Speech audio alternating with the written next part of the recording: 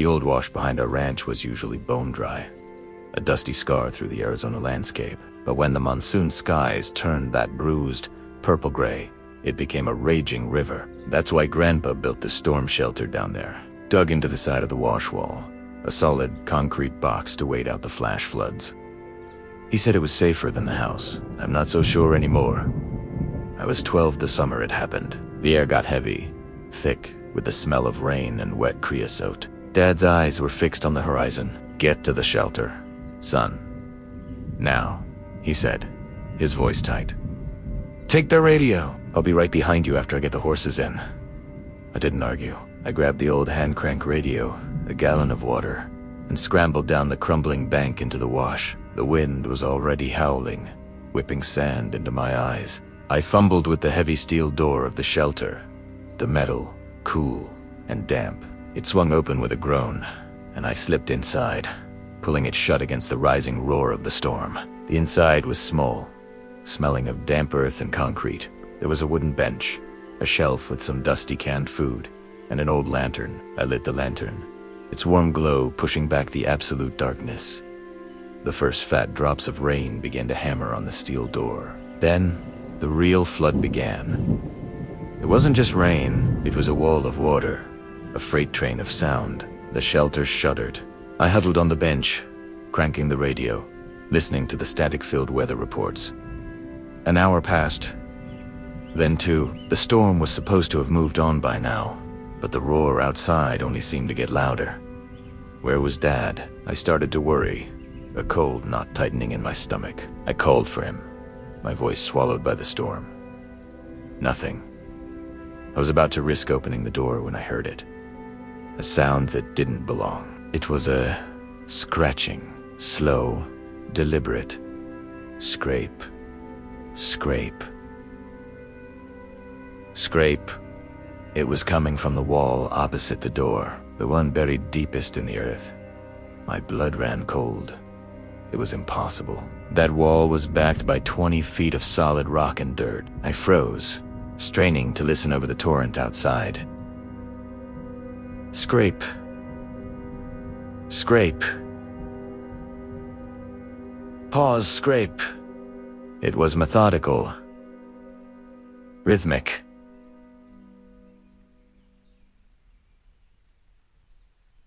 Scrape. It sounded like nails or claws being dragged across the concrete. I tried to reason with myself. Maybe it was a root, shifted by the waterlogged soil. Maybe it was the shelter settling, but the sound was too intentional. My heart hammered against my ribs. I turned up the lantern, its light flickering, and stared at the wall. There was nothing there, just bare, gray, concrete. Scrape. It was louder now, more insistent. Primera. I pressed against the cold steel door, heart racing. Who's there? I whispered, my voice trembling. The only answer was the storm and that relentless, impossible scratching. Then came a new sound, one that made the hair on my arms stand up. A voice. It was faint, distorted by the stone and the storm. But it was there. It sounded like my dad. Son, let me in. It's me. Relief washed over me for a split second before a tidal wave of terror drowned it out. The voice wasn't coming from the door. It was coming from the scratching wall. Dad. I called out, my voice cracking. I'm at the door. The scratching stopped. Silence, except for the raging water. Then the voice again. Closer. Clearer. Right against the concrete. No, you're not. It rasped. The voice a perfect mimicry of my father's, but twisted, guttural. You're confused. Open this wall, son. I'm stuck. I scrambled away from the wall, stumbling over the water jug. It wasn't him. My dad would never sound like that. He knew where the door was. The scratching started again, but faster this time. Frantic, a frantic scraping accompanied by a low, angry growl that vibrated through the floor. It wasn't trying to trick me anymore. It was trying to get through. I huddled in the corner, clutching the radio, my knuckles white. I squeezed my eyes shut, praying for it to stop. for my real dad to come banging on the steel door. Hours crawled by. The scratching would stop for long periods, lulling me into a false sense of security. And then it would start again, sometimes with a soft tapping. Other times with a furious, splintering, clawing. It started counting. In that stolen voice of my father's, 1, it whispered from the concrete. I held my breath. A long pause, then a singularly deep scratch appeared in the concrete. A dark line in the lantern light. I hadn't seen it happen, but it was there. 2, another scratch, right below the first. It was counting down. But to what? My mind reeled. The storm outside began to subside, the roar of the floodwaters lessening to a steady rush. But the horror inside the shelter was only growing. 3, another mark was gouged into the wall. I watched, mesmerized in terror. The creature, whatever it was marking its time. Or maybe it was marking me. 4, the scratch was deeper this time. A fine gray powder drifted down from it. The voice was getting impatient, the mimicry of my father's voice fraying at the edges, letting a more ancient, animalistic sound bleed through. I knew about the old stories. The tailies, the Navajo elders, told us kids to keep us from wandering off. Stories of beings that could steal the voice and shape of a person.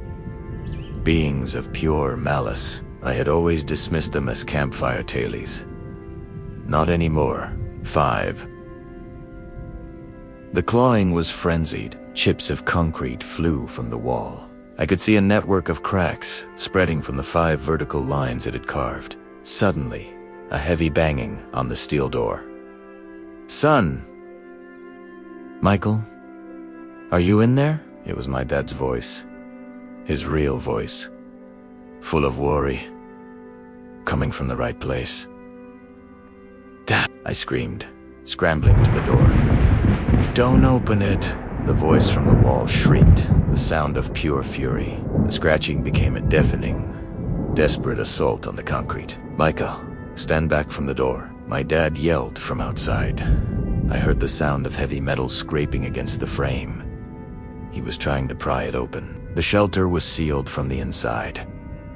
6. The creature howled, and a chunk of concrete the size of my fist broke loose and fell to the floor. A deep, dark hole was beginning to form. My dad's face appeared in the crack of the door he'd managed to pry open. His eyes were wide with fear. What in God's name is that sound? He yelled. Don't let it out, I sobbed, pointing a shaking finger at the crumbling wall. He saw the marks, the hole. Without a word, he put his shoulder to the door and heaved. The warped metal groaned and finally gave way. He pulled me out into the muddy, post-storm twilight. We didn't look back. We ran. We ran all the way back to the ranch house, the sound of splintering concrete and a final, inhuman scream of rage echoing from the wash behind us. We never used that shelter again. In fact, the next day, my dad and my uncles went down there with a cement mixer and filled the entire thing, right up to the door. No one ever asked why. Sometimes, late at night, when the wind howls just right, I think I can still hear a faint scratching, and I know it's still down there. Counting and waiting. Thanks for sticking with me through that one. It still gives me chills, just telling it. If you enjoyed this story and want to hear more Tailies from the shadows, make sure to hit that like button and subscribe to the channel. Let me know in the comments if you've ever had an experience you just can't explain. Stay safe out there, and I'll see you in the next one. A calm, slightly weary voice, as if reading from a logbook log entry. October 27th. Ranger Thorne, on duty. Graveyard shift. It's my 3rd week out here in the petrified forest, and the silence is still something you have to get used to. It's not empty. It's just that waiting. The moon is a sliver tonight, barely enough to turn the ancient, fossilized logs into strange, sleeping giants. Dispatch gave me the usual rundown. Check the perimeter. Make sure no late-night adventurers are trying to snag a piece of rainbow wood, and keep an eye out for anything unusual. Out here, unusual has a pretty broad definition. The night started quiet, The wind whispers through the sparse junipers, and the air carries the scent of dust and ozone. Around 1 a.m., I was doing my loop near the Crystal Forest Trail when the radio crackled. It was Sarah from dispatch. Her voice was a little shaky. She said they'd gotten a call about an hour ago. A hiker, a young guy, hadn't returned to his car at the designated time. His girlfriend was panicking. Last she heard, he was trying to get some epic sunset photos off the beaten path. That's a classic mistake one. I told Sarah I'd do a preliminary sweep. Standard procedure. You drive the main roads, flash your spotlight into the darkness, call out their name. You don't go charging into the wilderness after them. Not at night. The desert is unforgiving. Every shadow looks like a ravine. Every rock looks like a crouching animal. I grabbed the logbook to make a note. The last entry on this page, written in a different hand, probably old man Hemlock's before he retired, was just 4 words, underlined twice. Do not track anything. I chuckled at the time. Sounded like something a grizzled old-timer would say. I drove out toward the Blue Mesa Trail, where the guy's car was parked. The air felt heavier there, colder. I killed the engine and stepped out. Hello? Ranger Thorne? Is anyone out here? My voice felt small, swallowed by the immense, quiet dark. Nothing. Just the wind. I called out the hiker's name. Let's call him Alex. Alex. Park Service. Make your location known. Silence. But then, I heard it. A faint sound, carried on the wind. A voice. It sounded like a man crying for help. Help me, ... I'm over here, ... Hurt, ... My training kicked in. Adrenaline started to pump.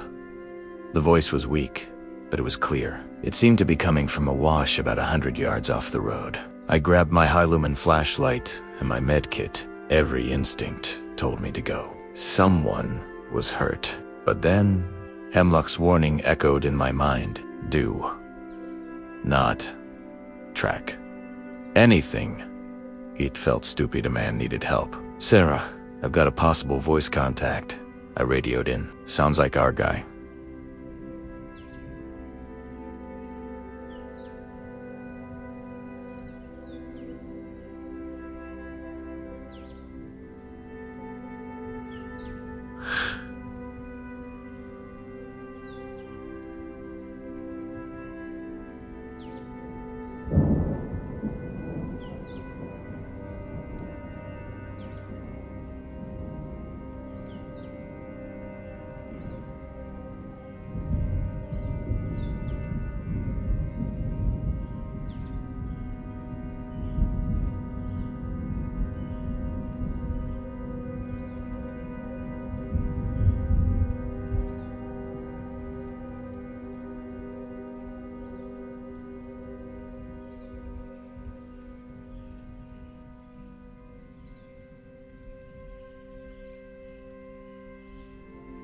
I'm going to try and get a visual.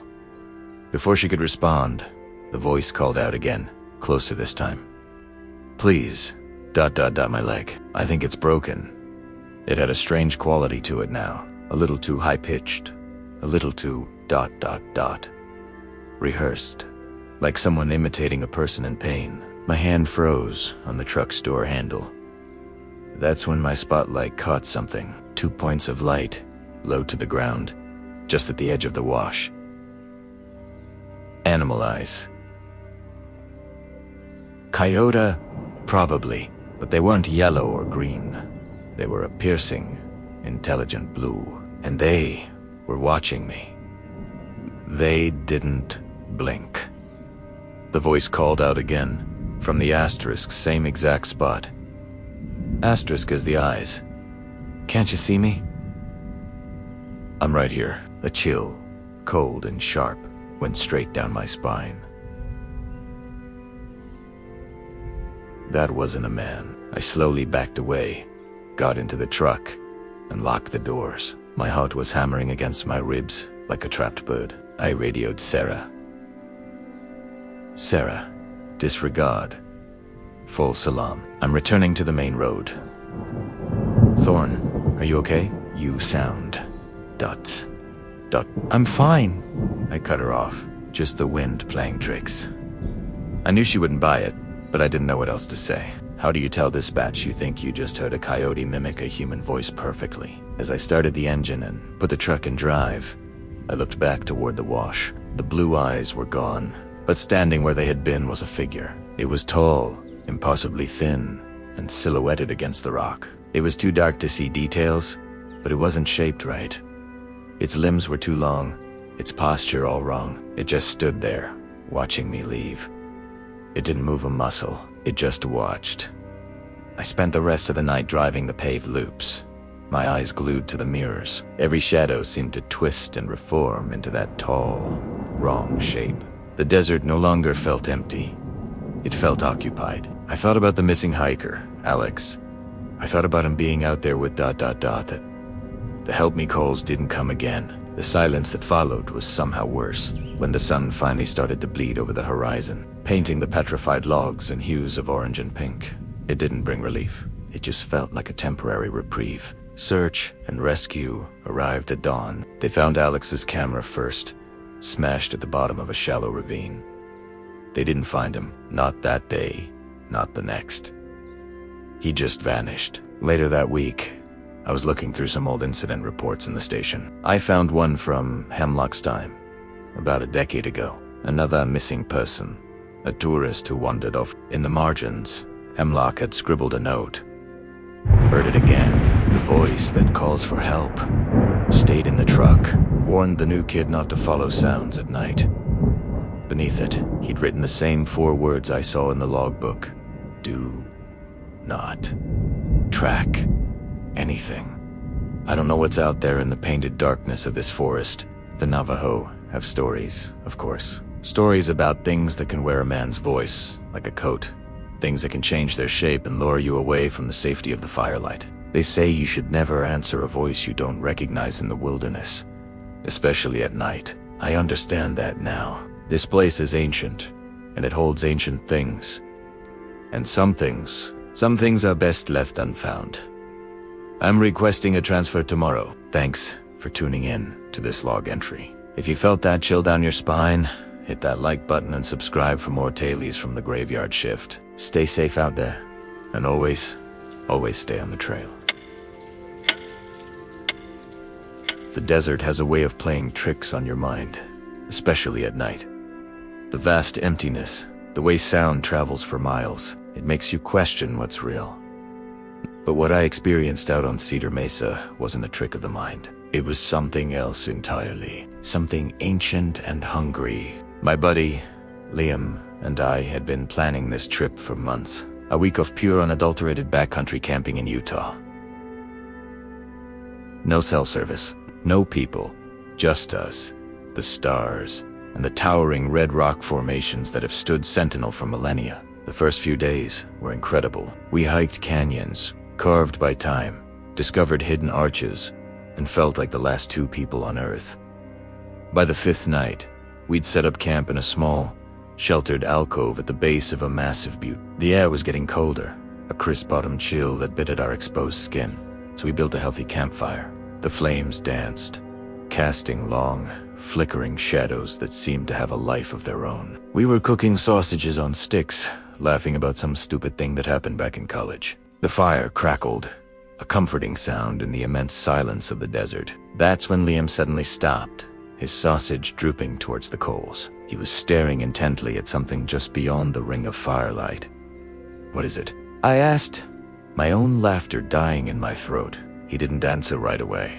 He just kept staring, his eyes wide. "Did you hear that?" he whispered, his voice barely audible over the fire.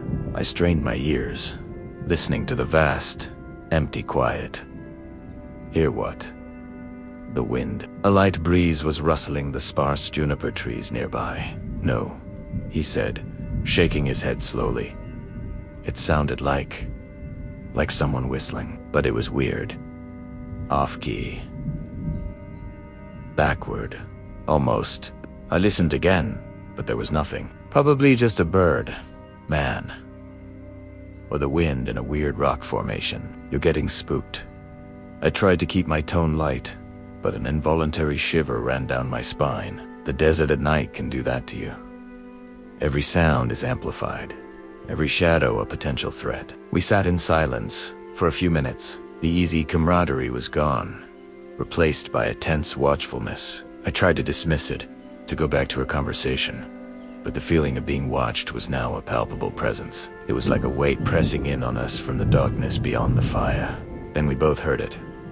It was a soft footstep, a single, distinct crunch of sand and rock, not more than 20 feet away. It was heavy. Too heavy for a coyote or a rabbit. My heart hammered against my ribs. I slowly reached for the heavy-duty flashlight next to my pack, my hands slick with sweat. Liam was frozen, his gaze locked on the spot where the sound had come from. "Who's there?"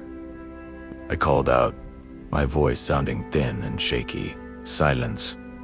The only reply was the crackle of the fire and the whisper of the wind.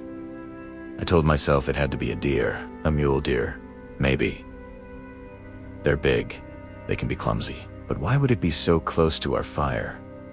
And why was it so quiet now? I flicked on the flashlight, its powerful beam cutting a sharp cone through the darkness. I swept it back and forth, illuminating the gnarled junipers and the sandstone rock face. Nothing. Just rocks and shadows. See. Nothing, I said, trying to convince myself as much as Liam. But Liam wasn't looking where the light was. He was looking at a spot right next to me, just on the other side of the campfire. He was pale, his mouth slightly agape. "What, Liam? What is it?" I snapped, my nerves frayed. He slowly raised a trembling finger. The log," he stammered. "The one we use for a seat." I followed his gaze. We had dragged a large, smooth piece of fallen cottonwood up to the fire to use as a bench. It was empty. Of course it was empty. It was just him and me out here. "What about log?" I asked, confused. "When you turned on the flashlight," he said, his voice a strained whisper, "the shadow. Someone was sitting there." My blood ran cold. "What are you talking about? There's no one there." "No, dude, I swear," he insisted, his eyes wide with terror. For just a second, when the light first came on, I saw the shadow of a person sitting on that log. A tall person, hunched over. But when your light beam passed over the log itself, there was nothing there to cast the shadow. It was just a shadow. I stared at the empty log, my mind racing. A shadow without a source. It was impossible. A trick of the light, the fire, the moving leaves. It had to be. But the look on Liam's face wasn't one of a man who'd been tricked. It was the look of a man who had seen the impossible. We sat there, barely breathing, for what felt like an eternity. The fire seemed to shrink, its light feeling less like a comfort and more like a tiny, vulnerable island in an ocean of oppressive darkness. Every crackle of the wood made us jump. Every gust of wind sounded like a whisper. Then came the voice. It was low, guttural, and it came from the darkness right behind Liam. It was a mimicry of my own voice, but twisted and distorted, as if it had been scraped over rocks. "See!" "Nothing," it rasped. Liam let out a choked cry and scrambled away from the edge of the firelight, nearly falling into the flames. Ispoon Harun flashlight beam slicing through the night. Again, there was nothing. Absolutely nothing. But the voice, it had been so close. So real. "What was that?" Liam whimpered, his back now pressed against the rock wall of our alcove. "I don't know," I said, my own voice trembling uncontrollably. This was beyond spooky. This was wrong. This was something unnatural. My mind flashed to the old stories the Navajo tell. Stories about beings that can mimic voices, change their shape, things that hunt in the dark. Skinwalkers. I'd always dismissed them as folklore, campfire tales to scare tourists. But now, we heard the whistling again. This time it was closer, circling our camp. That same bizarre, off-key, backward-sounding tune. It was a melody of pure madness, and it felt like it was clawing at the inside of my skull. It moved around us, first from the left, then from behind, then to the right. It was fast. Impossibly fast. Panic set in. Pure, unthinking terror. "We have to go," I said, grabbing my pack. "Now? Go where?" Liam cried. "It's pitch black. We'll get lost." "It's better than staying here," I yelled back, stuffing my sleeping bag haphazardly. As I fumbled with my gear, a rock, about the size of my fist, landed in the center of our campfire, sending a shower of sparks and embers into the air. We both flinched back. Another rock landed a few seconds later, this one closer to me. It hadn't been thrown from far away. The arc was too low. It was being lobbed from just beyond the light. It was toying with us. Then, the most terrifying thing of all happened. Silence. The whistling stopped. The footsteps stopped. Even the wind seemed to die down. The silence was absolute, heavier and more menacing than any of the sounds had been. We were frozen, waiting. I held my breath, my ears straining for any hint of what was coming next. Then I saw it. I didn't want to look, but I couldn't help it. My eyes were drawn back to the log on the other side of the fire. There was an indentation forming in the thick layer of dust and sand on its surface, slowly, as if an invisible weight was settling down. First, the shape of a hand, fingers pressing into the wood. Then another. Then, the distinct impression of someone sitting down, the dust shifting to accommodate a form that wasn't there. I couldn't speak. I couldn't move. I could only stare in abject horror as the invisible thing settled onto our log, right in the warmth of our fire, not 10 feet from where we were cowering. The firelight flickered, and for a split second, I saw it again. The shadow, a tall, hunched shape sitting where nothing was. Its head was too long, its limbs too thin. It was looking right at us. That broke the spell. Liam screamed, a raw, primal sound of terror. I didn't even think. I grabbed him by the arm, and we ran. We abandoned everything, our tent, our food, our gear. We just ran blindly into the darkness, away from the fire. Hawaii from top. That thing? On the log? We stumbled through the night, tripping over rocks, scraped by bushes, guided only by the faint starlight. We didn't stop until the sun began to paint the eastern sky in shades of gray and orange. We were miles from our camp, exhausted, dehydrated, and terrified out of our minds. We never went back for our gear. We walked the 20 miles back to the car with nothing but the clothes on our backs. We didn't speak much on the long drive home. What was there to say? How do you explain seeing a shadow with no body? How do you describe a voice that steals your own? How do you rationalize the feeling of an unseen presence sitting down to join you at your campfire? I still have nightmares about it. I can still hear that backward whistling and see that indentation forming on the log. They say the desert has secrets. That night on Cedar Mesa, I learned that some secrets are not meant to be discovered. They're meant to be left alone, sitting in the darkness, waiting for the next campfire.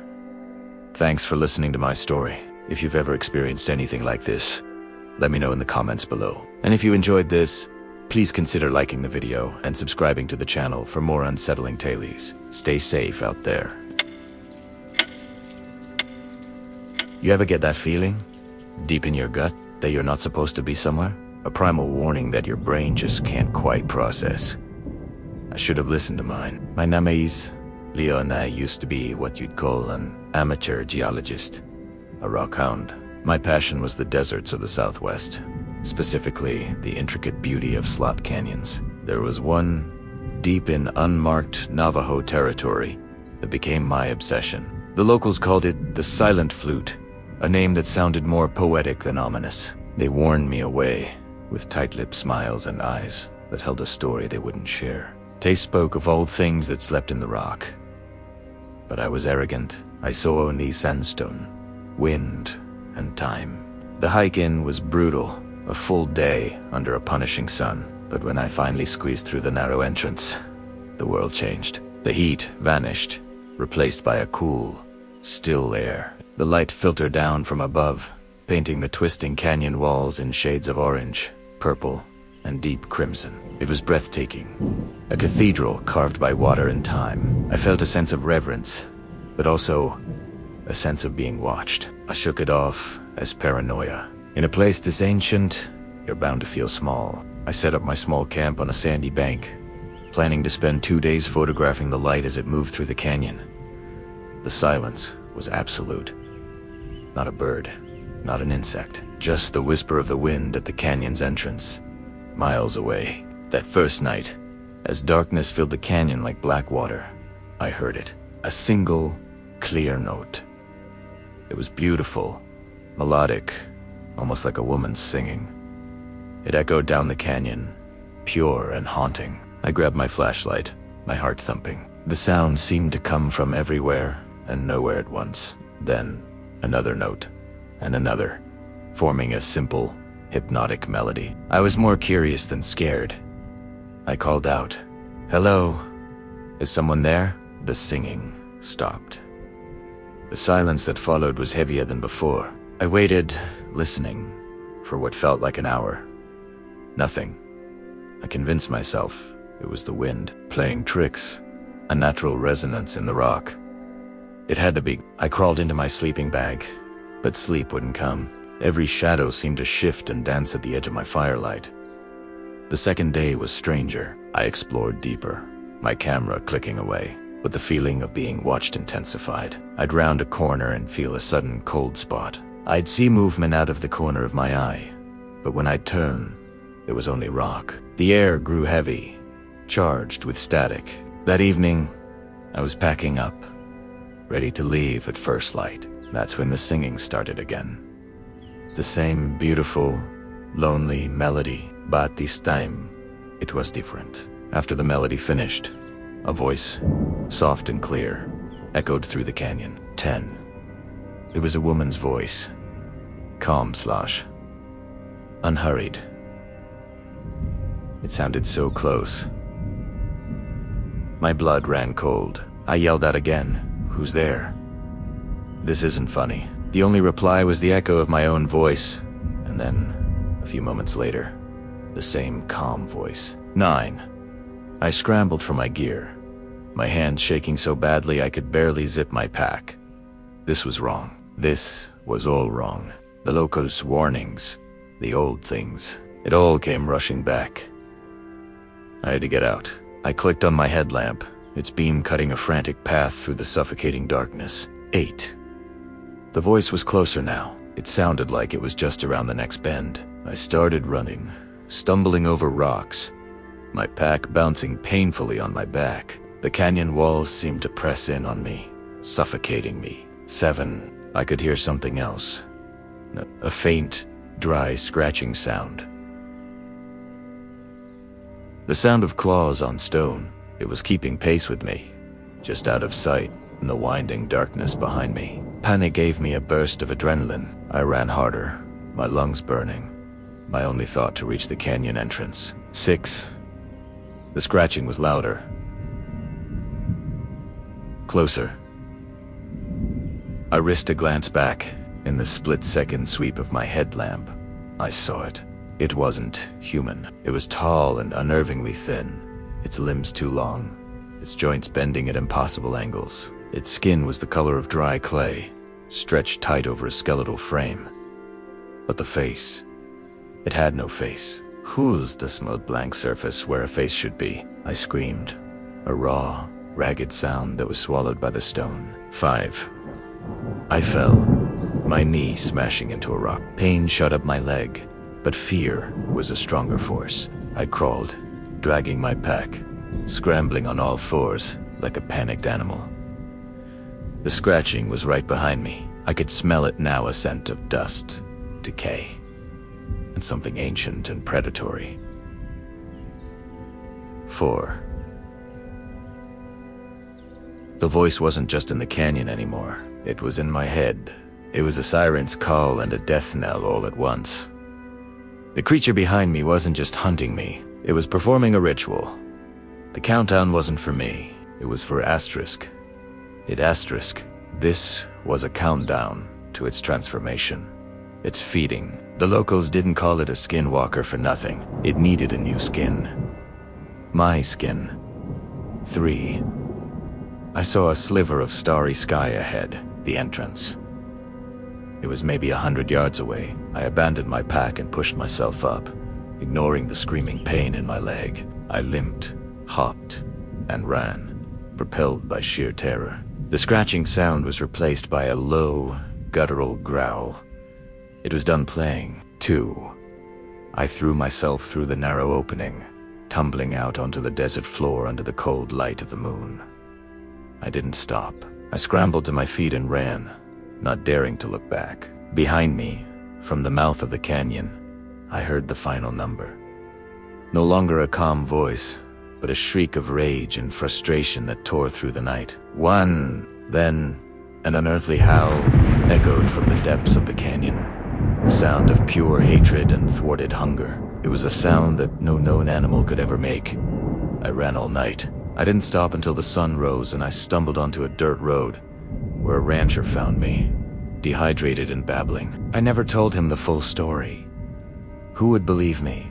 I never went back to the desert. I can't even look at pictures of canyons anymore. Sometimes, late at night, when the house is quiet, I can still hear it. That beautiful, terrible singing, and then a soft whisper right in my ear. 10. It's just my imagination. It has to be. But I have this terrifying feeling that one day, the countdown will start again. And this time, it won't stop at 1. Thanks for listening to my story. If you enjoyed this journey into the dark, please hit that like button and subscribe for more tales from the shadows. Stay safe out there, and always listen to that feeling in your gut. See you next time. The hum of the engine is usually a comfort on a long drive, a steady rhythm against the endless asphalt. But that night, it was the only thing standing between me and a silence so deep it felt like it could swallow you whole. I was driving down US 191, a ribbon of road cutting through the vast, dark expanse of the Navajo Nation Reservation in Arizona. My GPS, for reasons I still can't explain, had rerouted me onto a deserted back. It was supposed to be a shortcut, but as the miles stretched on, it felt more like a trap. The desert at night is a different world. The familiar shapes of cacti and mesas twist into monstrous silhouettes under the moonlight. My headlights were the only stars in a sea of black, cutting a narrow path through the oppressive darkness. I was starting to feel that prickle on the back of my neck, the kind that tells you you're being watched. I shook it off. Just road fatigue, Premier told myself. Just the desert playing tricks on a tired mind. I had been on the road for hours, pushing to get to Flagstaff before morning. The coffee was wearing off, and my eyelids felt like they were lined with lead. That's when I saw them. Up ahead, nestled in the scrub brush just off the shoulder, 2 small, bright circles glowed in my high beams. Road reflectors. I thought the kind you see on posts to mark the edge of the road. But these were odd. They were set low to the ground, almost at animal height, and they were spaced just a little too perfectly apart, like a pair of eyes. I kept driving, my gaze fixed on them. As I got closer, something was wrong, terribly wrong. Reflectors don't move. They don't adjust. These did. They seemed to track my car's approach, following the beam of my headlights. My heart started a frantic drumbeat against my ribs. Primera slowed dong, curiosity wrestling with a rising tide of fear. The logical part of my brain was screaming that it was just an anemala coyote, maybe a stray dog, its eyes catching the light, but no coyote I'd ever seen had eyes that burned with such an intense, almost intelligent crimson light. As I drew nearly parallel, I rolled my window down just a crack, listening. There was nothing. No sound, just the wind whistling past my car and the thumping of my own pulse in my ears. The 2 points of light remained fixed on me. They were unwavering, unblinking. Then, they blinked. It was a slow, deliberate blink, one after the other. It wasn't the quick flutter of an animal. It was methodical, human-like. A cold dread, sharp and icy, shot down my spine. This was no animal. My foot slammed on the accelerator. gravel spitting from under my tires as the car lurched forward. I didn't dare look in the rearview mirror. Not at first. Ihus drobe, my knuckles white on the steering wheel, my breath coming in ragged gasps. When I finally forced myself to glance at the mirror, my blood ran cold. The two red lights were back, but they weren't on the side of the road anymore. They were in the middle of it, far behind me. But they were keeping pace. They bobbed and weaved with an unnatural speed, closing the distance far faster than any person or animal could run, faster than my car was going. Panic set in. Pure, undiluted terror. I was pushing 90 on a road I didn't know, a road that was little more than a dirt track in places. The car fishtailed, and I wrestled with the wheel to keep it straight. The red lights just kept coming, getting closer and closer. They were large enough now that I could see they weren't just lights. They were attached to something. A shape, tall and gaunt, was beginning to form in the darkness behind them.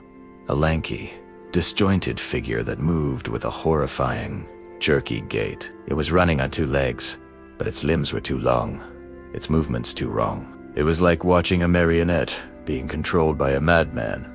Its arms and legs swinging at impossible angles. It was gaining. I could hear it now, over the roar of my engine. A dry, scraping sound, like claws on asphalt, and a guttural, wheezing breath that sounded like it was being torn from a ruined throat. My mind was screaming the word I'd only read about in folklore forums and creepypastas, a word whispered in these parts of the country with genuine fear. The shape was right behind me. I could see it in my rearview mirror, its horrifying form illuminated by my tail. It was thin, almost skeletal, covered in what looked like patchy, matted fur.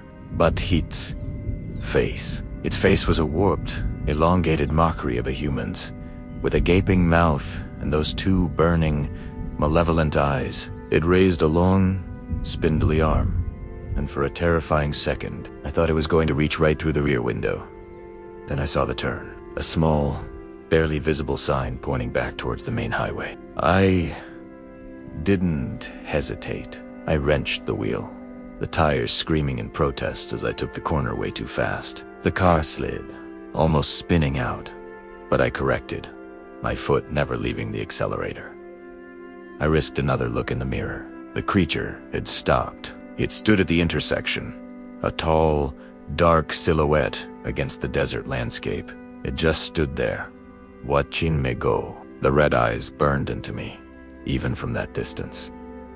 It wasn't chasing me anymore. It was just watching, as if it was letting me go, as if the chase was a game, and it had simply grown tired of playing. I didn't slow down until I hit the bright, familiar lights of the US 191 Primera.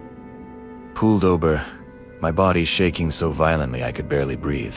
I sat there for what felt like an hour, just trying to get my heart rate back to normal. The rest of the drive to Flagstaff was a blur. Every pair of headlights felt like a threat, every shadow on the side of the road a potential monster. I've never told anyone this story. Who would believe me? They'd say I was tired, that I was hallucinating. But I know what I saw. I know the feeling of being hunted by something that isn't supposed to exist. I still have nightmares about those two red lights, the reflectors that blinked back, and I will never, ever take a reservation backroad detour again. Some shortcuts aren't worth the price, and some things you see in the dark will follow you long after the sun comes up. Thanks for tuning in for another story. If you have your own encounter you'd like to share, or just want to hear more tales from the shadows, make sure to hit that subscribe button and turn on notifications. Stay safe out there, and always check your mirrors. You never know what might be reflecting back. The summer of '98 was a scorcher on the reservation. I was 17, working at my uncle's old trading post just off the main highway. It was a dusty, sun-bleached place, filled with the scent of old leather, dried herbs, and gasoline from the single pump out front. Most days were a slow crawl of tourists, buying turquoise jewelry and locals grabbing sodas. But it was the nights that held a different kind of stillness. A heavy silence that my uncle always said you had to respect. One evening, just as the sun was bleeding purple and orange across the horizon, a man I'd never seen before walked in. He was tall, gaunt, with eyes that seemed to swallow the light. He didn't say a word, just stalked the aisles. his movements unsettlingly fluid, almost like he was gliding. He bought a can of beans and a strip of jerky, paid with exact change, and left. But what struck me was his smell like wet dog and something else. Something coppery and old. After I left, the air felt thick, heavy with a tension I couldn't name. I locked up early that night, the silence of the desert pressing in on all sides. The next day, my uncle's prize-winning sheepdog, Buster, went missing. We searched everywhere, calling his name until our throats were raw. The old folks in the community exchanged knowing glances, their whispers filled with words I was taught not to say aloud, especially after dark. That night, a strange whimpering echoed from behind the trading post. It sounded like Buster, but wrong. It was higher, strained, and it would stop and start abruptly. I crept to the back window, my heart hammering against my ribs. In the pale moonlight, I saw a figure hunched over near the big, Joaquin icebox we used for storing meat and game. It was the same tall man from the day before, but his shape was shifting, contorting in the shadows. He was mimicking Buster's whimper perfectly. A chilling, cruel imitation. I backed away from the window, my blood running cold. I knew then, with a certainty that settled deep in my bones, that we weren't just dealing with a missing dog. My uncle, a man who had seen more than he ever spoke of, just nodded grimly when I told him what I'd seen. "Stay inside after sundown," he said, his voice low, "and don't answer to anything that calls your name." That night, the whimpering was replaced by a different sound tapping. It was coming from inside the icebox. A slow, rhythmic tap. Tap. Tap against the thick metal door.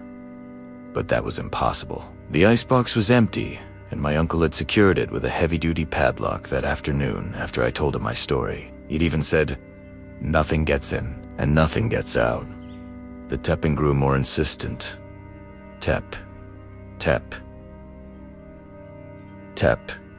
Tap. It was a patient, deliberate sound, echoing through the silent trading post. I lay on my cot in the back room, pulling my blanket up to my chin, trying to convince myself it was just the pipes or the wind. But this was different. It felt intelligent. It felt like something was trying to get my attention. Then, a new sound joined the tapping. Low, scratching, like nails dragging slowly down the inside of the freezer door. My breath hitched. The padlock was on the outside. Whatever was in there had been locked in with the padlock, which made absolutely no sense. Unless it hadn't gotten in at all. Unless it was something that could just appear. Suddenly, a voice whispered from right outside my window. It was my mother's voice, clear as day. "Son, let me in. I forgot my keys."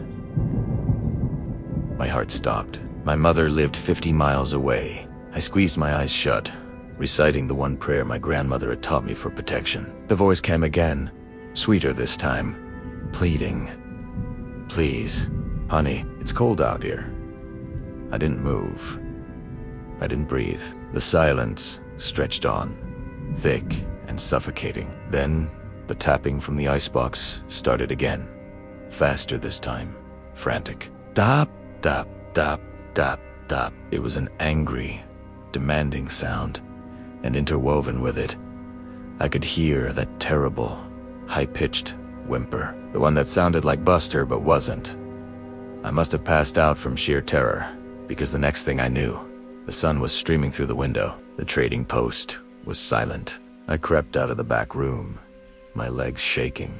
The padlock on the icebox was still there, untouched, but the metal around the lock was covered in deep, ugly scratches, gouged into the steel from the inside. My uncle came in a few minutes later, his face green. He didn't ask what happened. He just handed me a small pouch of sacred corn pollen. "Keep this on you," he said. "Always. Always." He walked over to the icebox, unlocked it, and threw the door open. It was empty, bone-chillingly cold and completely empty. But on the floor, right in the center, was a single, muddy footprint. It wasn't human. It was too long, too narrow, with claws that had dug into the frosted floor. We never spoke of it again. Buster never came back. Tourists still come and go, buying their souvenirs, oblivious to the night the desert tried to whisper its way inside. But I never forgot. I never forgot the tapping from inside the padlocked freezer, the voice that wore my mother's sound, or the impossible footprint left behind. Some things, once they've seen you, never truly leave. They just wait in the silence, in the cold, dark places, for you to forget to be afraid. Thanks for listening, everyone. If you enjoyed this story, please hit that like button and subscribe for more Tales from the Shadows. Stay safe out there. Have you ever heard a sound in the dead of night that made the hairs on the back of your neck stand up? A sound that felt wrong. My friends and I did, and it's a night we'll never forget. This is the story of our camping trip to Spider Rock, and the fire that repeated our names. It was supposed to be the perfect getaway. Me, Liam, Chloe, and Ben. Escaping the city for the raw, majestic beauty of the Arizona desert. We were experienced hikers, but none of us had ever camped near Spider Rock. The sheer, twin-pinnacled sandstone spire was breathtaking, a silent giant watching over the canyon. As we set up our tents, the local Navajo stories we'd read about skinwalkers felt like nothing more than campfire folklore. Fun little ghost stories to spice up the trip. We laughed them off. That was our first mistake. The sun began to bleed across the horizon, painting the canyon in hues of orange and purple. We got a fire going, its crackle and pop a comforting sound in the vast, encroaching darkness. We roasted marshmallows, told stupid jokes, and for a while, everything was perfect. The stars overhead were a brilliant, glittering canopy, unlike anything you can see in the city. But as the night deepened, a strange quiet fell over the canyon. The usual chirping of crickets and the rustle of small animals just stopped. An unnatural silence pressed in on us. Then, ever the Joker, tried to break the tension. Whoa, spooky quiet. Maybe the coyotes are having a silent disco. We all chuckled, but it was a nervous sound. That's when we heard the first noise. A faint whistle, carried on the wind. It was a simple, three-note tune, and it seemed to come from the direction of the spire. Liam squinted into the darkness. Probably just the wind moving through the rocks, he said, trying to sound convinced. But the whistle came again, a little closer this time, clearer. It was definitely a whistle. It wasn't the wind in a war. I said the fire was our only bubble of light and warmth in a sea of black. We were all on edge, our conversation strained. Then, Chloe gasped and pointed toward the edge of the firelight. Did you guys see that? We all looked. There was nothing there but shifting shadows cast by the dancing flames. I thought I saw something moving. Low to the ground, she whispered, her voice trembling. We tried to brush it off as a trick of the light, an overactive imagination fueled by the eerie silence. But we all found ourselves staring a little harder into the darkness beyond our camp. The whistling stopped. For a moment, we felt a wave of relief. Maybe it really was just some weird echo. And then, we heard a new sound, a voice. It was faint, barely audible over the crackling fire, and it said my name. Alex. It was a raspy whisper, like dry leaves skittering across pavement. It sounded distorted, as if someone was trying to mimic a human voice but couldn't quite get it right. My blood ran cold. I looked at my friends. Their faces were pale, their eyes wide. They'd heard it too. Okay, that's not funny, Ben, Liam said, his voice tight. Ben held up his hands. Wasn't me, I swear. Before anyone could say anything else, the voice came again. This time with a different name. Chloe. It was closer now, just beyond the reach of our firelight. Chloe let out a small, terrified whimper and pulled her knees to her chest. It was her voice, but not her voice. It was a twisted, mocking imitation. It sounded like it was coming from everywhere and nowhere at once. Panic started to set in. This wasn't a prank. This wasn't the wind. The stories we'd laughed about earlier came rushing back. the tales of creatures that could imitate the voices of your loved ones, luring you out into the dark. Skinwalkers. We threw more wood on the fire, desperate to make it bigger, brighter. The flames roared to life, pushing the darkness back a few more feet. We huddled together, a small island of terrified humans. Then, the voice spoke again, using Liam's voice this time, calling out Ben's name. Ben. Come here. It was a perfect mimicry, but filled with a malice that made my stomach churn. We didn't dare move. We just sat there, frozen, listening as this thing cycled through our names, using our own voices against us. It was a form of psychological torture. It was trying to separate us, to pick us off one by preying on our trust. The air grew thick with a foul, musky odor, like a wet dog mixed with something rotten. We could hear it circling our campsite, the soft padding of what sounded like heavy paws on the sandy soil, always just out of sight. Sometimes we'd hear a low growl, other times a click or a strange chattering sound. For what felt like an eternity, we were trapped in this nightmare. No one spoke. The only sounds were the fire, our own ragged breathing, and the horrifying chorus of our own voices calling out from the darkness. We kept our eyes on the fire, feeding it logs whenever it started to die down, believing it was the only thing keeping us safe. The legends said they were afraid of fire. We prayed the legends were true. The first rays of dawn were the most beautiful thing I have ever seen. As the sky began to lighten from black to a deep indigo, the sound stopped. The oppressive silence returned, but this time it felt like a reprieve. The foul smell dissipated. We waited, not daring to believe it was over, until the sun was fully above the canyon rim, bathing the entire landscape in golden light. We had survived the night. We didn't even bother with breakfast. We threw our gear into our packs with trembling hands, our eyes constantly scanning the rocks around us. We didn't say a word as we hiked out, moving faster than we ever had before. Around our abandoned campsite, we saw tracks. They were strange, a disturbing mix of something canine and something human, larger than any animal track we knew. They had circled our fire pit over and over again. We never went back to Spider Rock. Sometimes, late at night when it's too quiet, I can still hear it, that raspy, distorted whisper, saying my name. It serves as a chilling reminder that there are some places in this world where the old stories are more than just stories, and that some things are better left undisturbed. The desert holds ancient secrets. And that night, we stumbled upon one that wasn't meant for us. Thank you so much for listening to my story. It's a heavy one, I know. If you've ever had a similar experience, or just enjoyed tales of the unexplained, please hit that like button and subscribe for more. Stay safe out there, and always respect the legends of the land you're on. Have you ever heard a sound so wrong, so out of place, that it made the hair on your arms stand up and your blood run cold? Primera? B. And I wish I hadn't.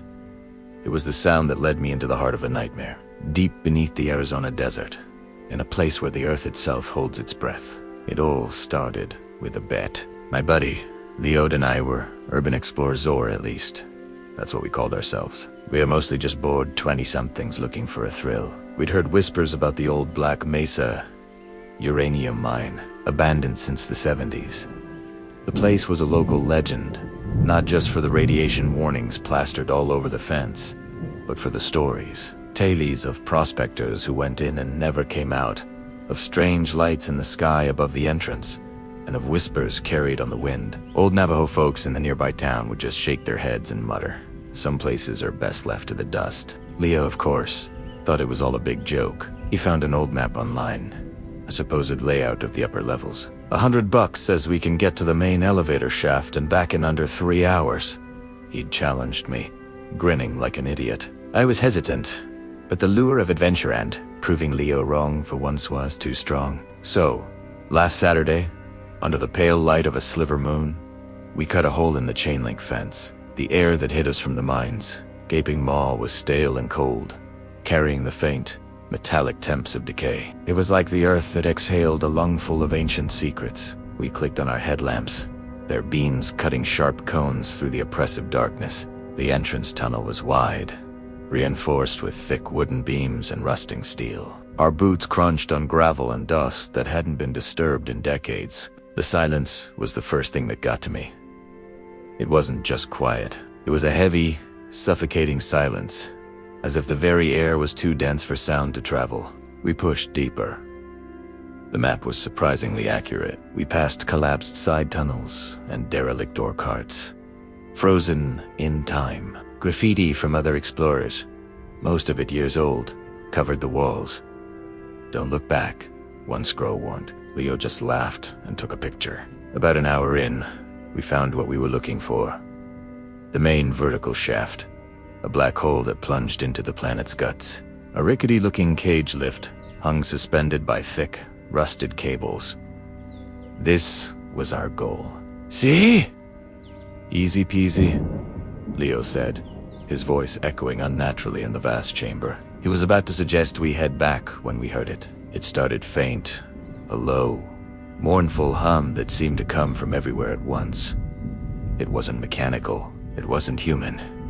It was a siren, a slow, wailing cry that rose and fell in a haunting cadence. It was the most beautiful and terrifying sound I'd ever heard. It resonated in my bones. A siren's call promising what? We looked at each other, our bravado gone, replaced by a primal fear. "What is that?" I whispered, my voice trembling. "Probably just the wind in a shaft," Leo said. But he didn't sound convinced. His eyes were wide, darting into the darkness around us. The siren wailed again, closer this time, and it was followed by something else. A whisper. It was soft, like the rustle of dry leaves, but it was clear. It sounded like my mother. "Michael," it whispered. "Come home, honey. It's late." I froze. My mom had passed away 5 years ago. My blood turned to ice water.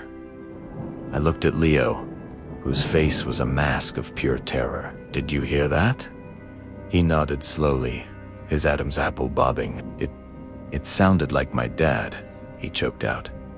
"He called me Leo, but no one's called me that since I was a kid." The siren's song swelled, wrapping around us, and the whispers multiplied. They were voices of our past, of Lobodons calling to us from the darkness, beckoning us deeper. It was a cruel, psychological trap, and it was working. Part of me, a deep, grieving part, wanted to follow that voice, wanted to see my mom again, no matter how impossible it was. But then, another sound cut through the chorus of phantom whispers.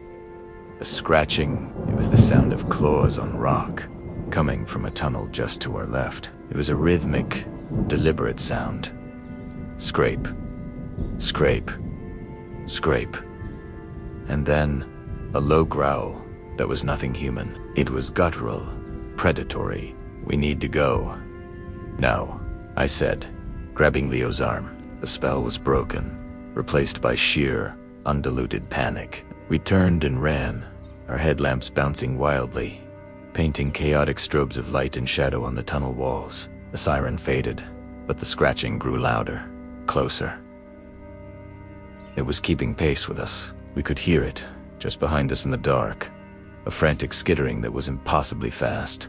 We sprinted through the labyrinthine tunnels, our lungs burning, our minds screaming. The map was useless now. We were just running towards the memory of the entrance. The whispers came back, no longer soft and beckoning, but sharp and mocking. They twisted the voices of our loved ones into taunts and jeers. "You can't run," my mother's voice hissed. "You were always such a disappointment." We burst back into the main entrance tunnel, the faint gray light of the outside world, a beacon of hope. But something was standing there, silhouetted against the entrance. It was tall and painfully thin, its limbs too long, its joints bent at unnatural angles. It was draped in what looked like a tattered coyote pelt, its head a nightmarish fusion of animal and human. Its eyes, they glowed with a faint, malevolent red light, like the embers of a dying fire. It wasn't moving, it was just watching us, its head cocked to one side as if studying a particularly interesting insect. We skidded to a halt, trapped. Behind us, the scratching predator from the tunnels. In front of us, This thing. The air grew thick with the smell of ozone and damp earth. The creature at the entrance slowly raised a long, spindly arm and pointed a clawed finger at the side wall. My headlamp beam followed its gesture, and what I saw made my stomach heave. The wall was covered in fresh carvings, scratched into the rock. They were symbols, ancient and geometric, but arranged in a spiral. And in the center of the spiral, there were faces, dozens of them, crude, terrified faces, their mouths open in silent screams. Below them were names. I saw Prospector John, 1952. I saw Hiker Sarah, 1988. And I saw newer ones. Chris and Amy, 2017. It was a gallery of the lost, the mind's victims. Then, the creature did something that will haunt me until my dying day. It opened its mouth, a jagged slash in its horrifying face, and the siren's call poured out. It was the source. It was singing its beautiful, deadly song. And as it sung, the whispers started again, but this time, they were all around us, coming from the walls, the ceiling, the floor, the voices of the faces carved in the rock, a chorus of the damned. The scratching behind us stopped. A new sound began, a wet, tearing sound, followed by a low chuckle that was a perfect imitation of Leo's laugh. I didn't dare turn around. The creature at the entrance took a step towards us. It moved with a jerky, disjointed grace that was utterly wrong. It wasn't walking. It was uncoiling. The whispers intensified, weaving into the siren's song, creating a symphony of pure dread. Stay. They seemed to say join the song. Join the wall. Leo screamed. It wasn't a human sound. It was the shriek of a soul being torn apart. I risked a glance over my shoulder. In the flickering light of my headlamp, I saw another one. Shorter, broader, its form shifting and contorting, wrapped in the remains of a security guard's uniform. It had Leo.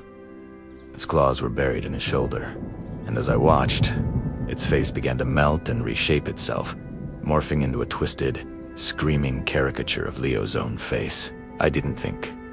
I just acted. There was a derelict or cart to my right, filled with loose rocks. With a surge of adrenaline-fueled strength, I shoved it with all my might. It groaned and rolled, picking up speed as it careened down the slight incline of the tunnel, straight towards the creature at the entrance. The thing siren song faltered for a second as it turned its glowing eyes towards the rumbling cart. It sidestepped with impossible speed, letting the cart crash into the tunnel wall. But it was the distraction I needed. I scrambled past it, out of the mine's entrance and into the pre-dawn glow. I didn't stop running. I ran through the scrub and cactus, ignoring the thorns that tore at my clothes and skin. I ran until the black maw of the mine was just a dark spot on the horizon. I ran until I collapsed on the asphalt of a deserted highway, my lungs on fire, my body shaking uncontrollably. I never looked back. I left Leo in there. I left him to become another face on the wall, another voice in the siren's song. They found me at dawn, a rambling, incoherent mess. They said I was suffering from dehydration and exposure. They searched the mine, of course. They found our gear. They found the hole in the fence. They found the carvings, but they never found Leo. They never found any sign of a struggle. To them, it's just another case of a missing person in the vast wilderness. But I know the truth. Sometimes, late at night, when the wind howls just right, I think I can hear it. A faint, mournful siren on the edge of hearing. And sometimes, in the quiet of my room, I hear a whisper, a familiar voice, a twisted version of Leo's laugh, calling my name from the darkness. The mine is a trap. The siren is the bait. And the whispers are the last echoes of those who listened. I got out, but I left a part of myself in that mine. And I know, with chilling certainty, that one day it will come back to claim the rest. Thank you for listening to my story. If you've ever found yourself drawn to places you know you shouldn't be, maybe think twice. Some whispers are best ignored. Don't forget to like this video and subscribe to the channel for more stories from the dark. Stay safe out there. Have you ever been to a night market where the air buzzes, not just with chatter and the smell of fried bread, but with something ancient and unsettling. I have.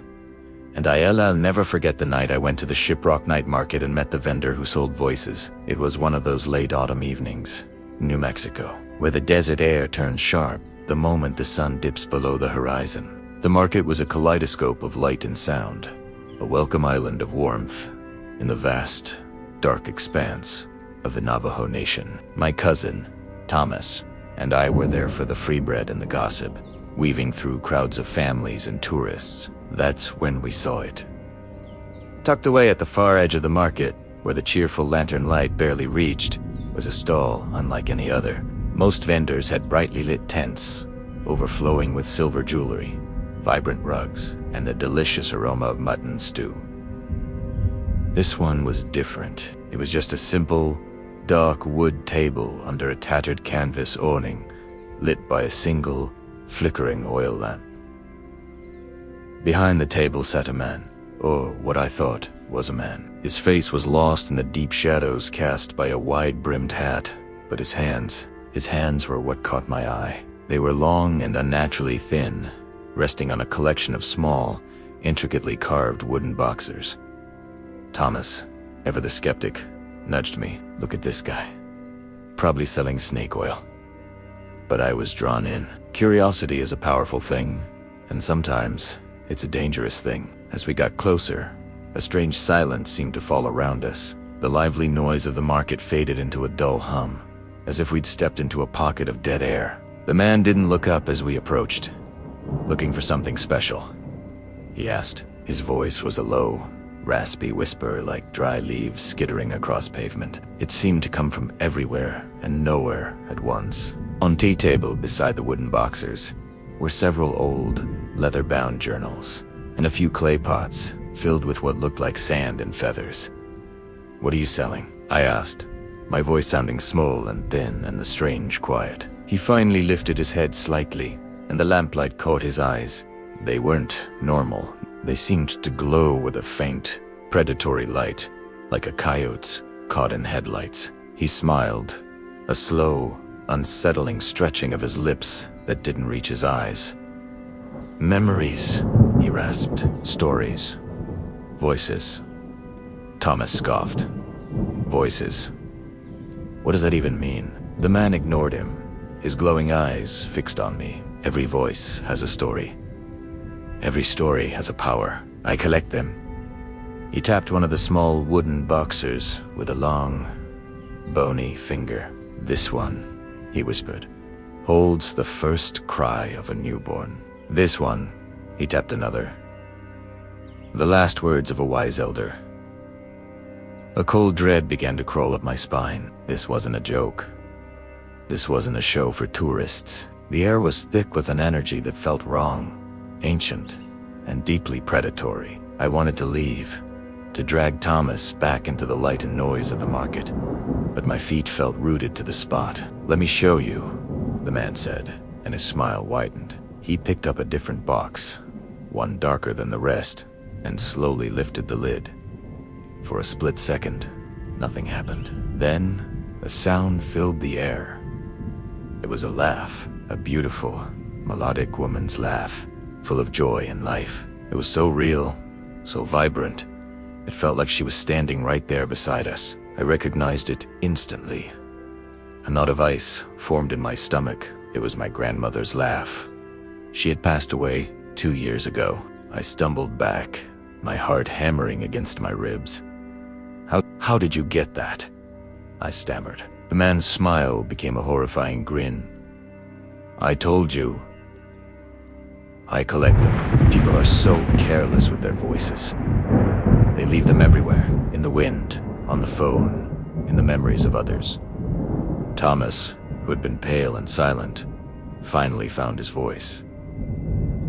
"This is sick. You're sick." He grabbed my arm. "Let's go, Jake." But the vendor wasn't finished. He closed the box, and the beautiful laugh vanished, plunging us back into that dreadful silence. "Perhaps you'd like to hear another," he hissed, his gaze flickering between us. He reached for a different box. "This one Please. More recent. He opened it, and a new voice filled the small space. It was a man, pleading.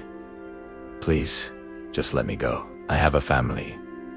The voice was filled with sheer terror. It was a voice I'd heard just an hour ago, belonging to a jeweler from a few stalls down who had packed up early. My blood ran cold. He hadn't just packed up early.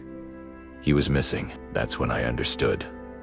This wasn't a man. The stories, the old warnings from my grandfather, they all came rushing back. The tales of beings that could steal your skin, your face, your voice. Skinwalkers. They hunt in the darkness, mimicking sounds to lure their prey. A crying baby, a woman in distress, or in T-skays, a grandmother's laugh. The vendor's form seemed to shift in the flickering lamplight. His shoulders hunched, and his frame seemed to elongate, to contort into something not quite human. The smile on his shadowed face was no longer just unsettling. It was purely animalistic. The eyes, those glowing eyes were locked onto us, filled with a hunger that was terrifyingly real. You have a strong voice, the creature rasped, its gaze fixed on me, full of fear. I'd like to add it to my collection. That broke the spell. Pure, primal terror took over. Thomas and I didn't say a word. We just turned and ran. We didn't look back. We crashed through the edge of the crowd, back into the warmth and the light, gasping for air. The sounds of the market rushed back in, a comforting wave of life and normality. We didn't stop running until we reached Thomas's truck, fumbling with the keys, our hands shaking uncontrollably as we sped away from the market, leaving the lights and the darkness behind.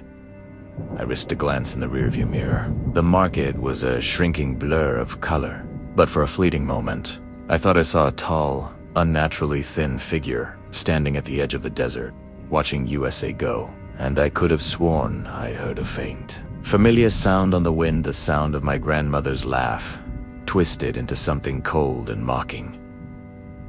We never spoke of it again, not really. How could we? Who would believe us? But I know what I saw. I know what I heard. The Shiprock Night Market is a place of community, of tradition, of joy, but it's also on the edge of the wilderness, a place where the veil between our world and another is thin, and in the shadows, things are listening. Things are waiting. They collect more than just stories. They collect voices, and sometimes, if you're not careful, they might just collect yours. Thanks for listening to my story. Be careful out there, and always trust your instincts. If something feels wrong, it probably is. Don't forget to like this video and subscribe for more unsettling tales from the real world. Stay safe. The sun bleeds across the New Mexico horizon, painting the desert in hues of orange and purple. It's a beautiful sight, but out here, beauty often hides a deep, unsettling darkness. My name is Alex, and for years, I've chased the whispers and shadows that haunt these lands, but nothing could have prepared me for what I found on Bureau of Indian Affairs Road 12. A lonely stretch of asphalt known for stories that make your blood run cold. It started with a tip from an old friend, a tribal police officer named Ben. He called me late one night, his voice strained. "Alex," he said, "you need to see this. But be careful. Some things are better left alone." He told me about an old, abandoned school bus, sitting just off BIA-12. It had been there for decades, a forgotten relic. But recently, people started reporting strange things. Whispers on the wind when there was no breeze, movement in the corner of their eye, and a chilling feeling of being watched. The next day, I drove out. The desert was quiet, almost too quiet. I found the bus exactly where Ben said it would be. It was a skeleton of rust and shattered glass, its yellow paint faded to a pale, sickly color. The tires were long gone, and the desert was slowly reclaiming it. An eerie silence hung in the air, thick and heavy. You could feel the history here, the echoes of children's laughter, long since silenced. As I approached, a strange detail caught my eye. Scratched into the rusted metal near the door were 6 stick figures, like a child's drawing. But next to them, fainter and fresher, was a 7th. This one was different. It was stagiaire distorted, with long, unnaturally thin limbs. A shiver traced its way down my spine. It felt like a warning. Ignoring the knot in my stomach, I pulled myself up the steps.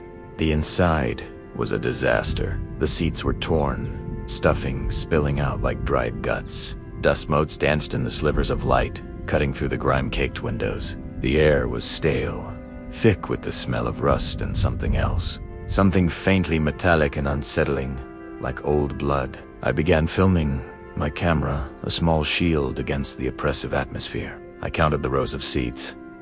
3 on each side, 6 seats in total.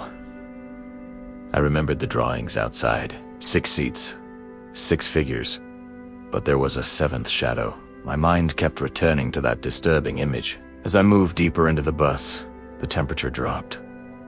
My breath misted in the air. This wasn't normal, desert cold. This was a deep, penetrating chill that seemed to emanate from the very walls of the bus. That's when I heard it, a soft scratching sound. It came from the back of the bus. I froze, every nerve on high alert. I told myself it was just an animal, a desert rat or a lizard. But the sound was rhythmic, deliberate. Scratch, pause, scratch. It sounded like fingernails dragging across metal. My heart hammered against my ribs.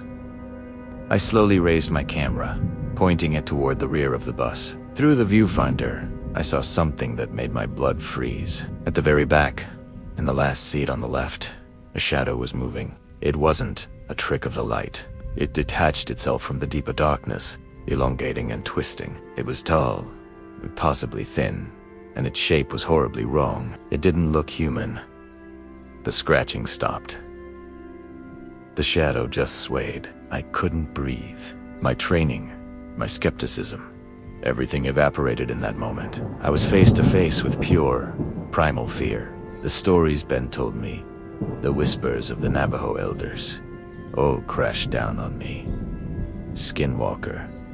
The word echoed in my mind, a primal scream. A being of absolute malevolence. A creature that can mimic, that can twist itself into your deepest fears. Then, a new sound began. A low, guttural clicking. It was a mimicry of a human voice, but horribly distorted, like a recording played backward and twisted. It was trying to form words, but they came out as broken, guttural noises. And in that cacophony of horror, I heard one clear sound. My name, Lex. It wasn't a question. It was a statement. He knew I was there. Itsino Mainami. I didn't think I just ran. I scrambled out of that bus, stumbling down the steps and not daring to look back. I could feel its presence behind me, a cold weight on my soul. The clicking sound followed me, seeming to come from all directions at once, a chorus of nightmare fuel chasing me through the desert scrub. I threw my gear in the truck and slammed the door, my hands shaking so badly I could barely get the key in the ignition. As the engine roared to life, I glanced in the rearview mirror. For a split second, I saw it. A tall, dark figure standing in the doorway of the bus, its form silhouetted against the dying light. It was just watching me, and then it was gone. I drove, not stopping, not even looking back until the lights of the nearest town were a comforting glow on the horizon. I never went back to BIA 1-2. The footage I captured is disturbing. When I reviewed it, you can see the shadow in the back of the bus. You can hear the scratching and the awful, distorted clicking. But the most terrifying part is when you enhance the audio. Just before I run, clear as day, you can hear it whisper my name. Some places hold on to their pain. Some stories are warnings. The abandoned school bus on BIA 1-2 is one of those places. A place where the number of seats doesn't match the number of shadows. A place where something ancient and hungry waits in the dark. It's a reminder that some legends are real, and that when you go looking for monsters, you might just find them, and they might just know your name. Thank you for joining me on this terrifying journey. If you appreciate these investigations into the unknown, please consider liking this video and subscribing to the channel. Stay safe out there, and always be aware of the shadows. You never know what might be hiding in them. The old Route 66 has secrets, buried deep beneath its cracked asphalt and sun-bleached billboards. I learned this the hard way, on a cross-country trip that took an unexpected detour into a living nightmare. My name is Jacob, and I'm a photographer. I chase ghosts, not the spectral kind, but the ghosts of forgotten places. My obsession led me to the Husk of the Two Guns trading post in Arizona, a place whispered about in online forums, a place steeped in a history far darker than most tourists realize. It was late afternoon when I pulled my truck off the highway. The Arizona sun was a merciless hammer, and the silence was so profound it felt like a weight on my ears. The trading post was a skeleton. Walls were crumbling, roofs had caved in, and the only residents were the tumbleweeds skittering across the cracked concrete. But my focus was the motel just behind it. A long, single-story building, its doors gaping open like mouths frozen mid-scream. This was the shot I'd driven 1,000 miles for. I spent the golden hour capturing the decay, the way the light bled through shattered windows and painted long, eerie fingers across dusty floors. As dusk began to settle, a chill that had nothing to do with the dropping temperature crept down my spine. The desert around me, once silent, was now whispering. The wind, whistling through the empty door frames, began to sound less like wind and more like voices, faint, guttural, and just on the edge of my hearing. I tried to shake it off. I was tired, probably dehydrated. I packed up my main camera but decided to do one last walkthrough with my phone, just to get some atmospheric video from my socials. I started at the far end of the motel, room number 1. The air inside was thick and stale, smelling of dust and something else, something coppery and old. As I stepped into room 2, I heard it, a soft sound from outside. I froze, listening. It was a knock, a slow, deliberate knock on the door of room 1, the room I had just left. Asterisk knock. Knock, knock, knock, knock, 5 times. Exactly. My heart started a frantic rhythm against my ribs. "Who's there?" I called out, my voice sounding small and shaky in the vast emptiness. No answer. Just the soughing of the wind. I convinced myself it was a loose shutter, a piece of debris in the wind, anything but a person. Who else would be out here? I cautiously moved to room 3, phone camera still rolling, though my hand was now trembling. I was panning across the graffiti-covered walls when the knocking started again. This time, it was on the door of room 2, the one I had just exited. Asterisk. Knock. Knock. Knock. Knock. 5 distinct, macerate, raps. This was no longer a coincidence. A cold dread, slick and oily, slithered up my spine. Someone, or something, was following me. It was waiting for me to leave a room and then knocking on its door. The pattern was undeniable. I wasn't just exploring a ruin, I was being herded. I backed out of room 3, my eyes darting across the desolate landscape. Nothing. The sun had fully set, and the desert was now a tapestry of deep blues and purples, the ruins turning into monstrous silhouettes. The knocking came again, this time on the door of room 3. Asterisk. Knock. Knock. Knock. Knock. Knock. Louder this time. More insistent. It felt like a countdown. I bolted. I ran from the motel, my boots crunching on the gravel, my breath tearing from my lungs in ragged gasps. I didn't stop until I reached the relative safety of my truck, fumbling with the keys, my fingers clumsy with panic. I threw my gear in the back and jumped into the driver's seat, locking the doors. My heart felt like it was going to explode. I sat there, gasping for air, staring at the motel. Its dark windows looked like hollow eyes watching me. And then, from the deepest shadow of the open doorway of room 4, a figure emerged. It was tall, impossibly thin, and moved with a jerky, unnatural gait. It wasn't human. Its limbs were too long, its joints bent at angles that were just wrong. It shambled forward a few steps, its head cocked to one side as if listening. My blood turned to ice. This was what the whispers were about. Not a ghost, but something far older, far more terrestrial. a skinwalker. The stories say they're drawn to places of sorrow and violence. The Two Guns site, with its tragic history, was a beacon for such a creature. Espermeta wa, Ched paralyzed with terror. It slowly raised a long, spindly arm and pointed. Not at me. Not at my truck. It pointed to the door of room 5, the next in the sequence, and then it opened its mouth. What came out was not a human sound. It was a perfect mimicry of my own voice, scraped raw with fear, calling out from just moments before. Who's there? The mimicry was flawless. It was a recording, played back to taunt me. It had been listening. It had been learning. It had been toying with me, a cat with a terrified mouse. That's what broke my paralysis. I slammed the truck into drive, the tires screaming on the asphalt as I sped away from that cursed place. I didn't look back. In my rearview mirror, I could see the figure standing there, a dark slash against the twilight, until the road curved and it was gone. But it wasn't really gone. For weeks afterward, I'd wake up in the middle of the night, drenched in sweat, to a sound that haunted my dreams, a faint, distant knocking.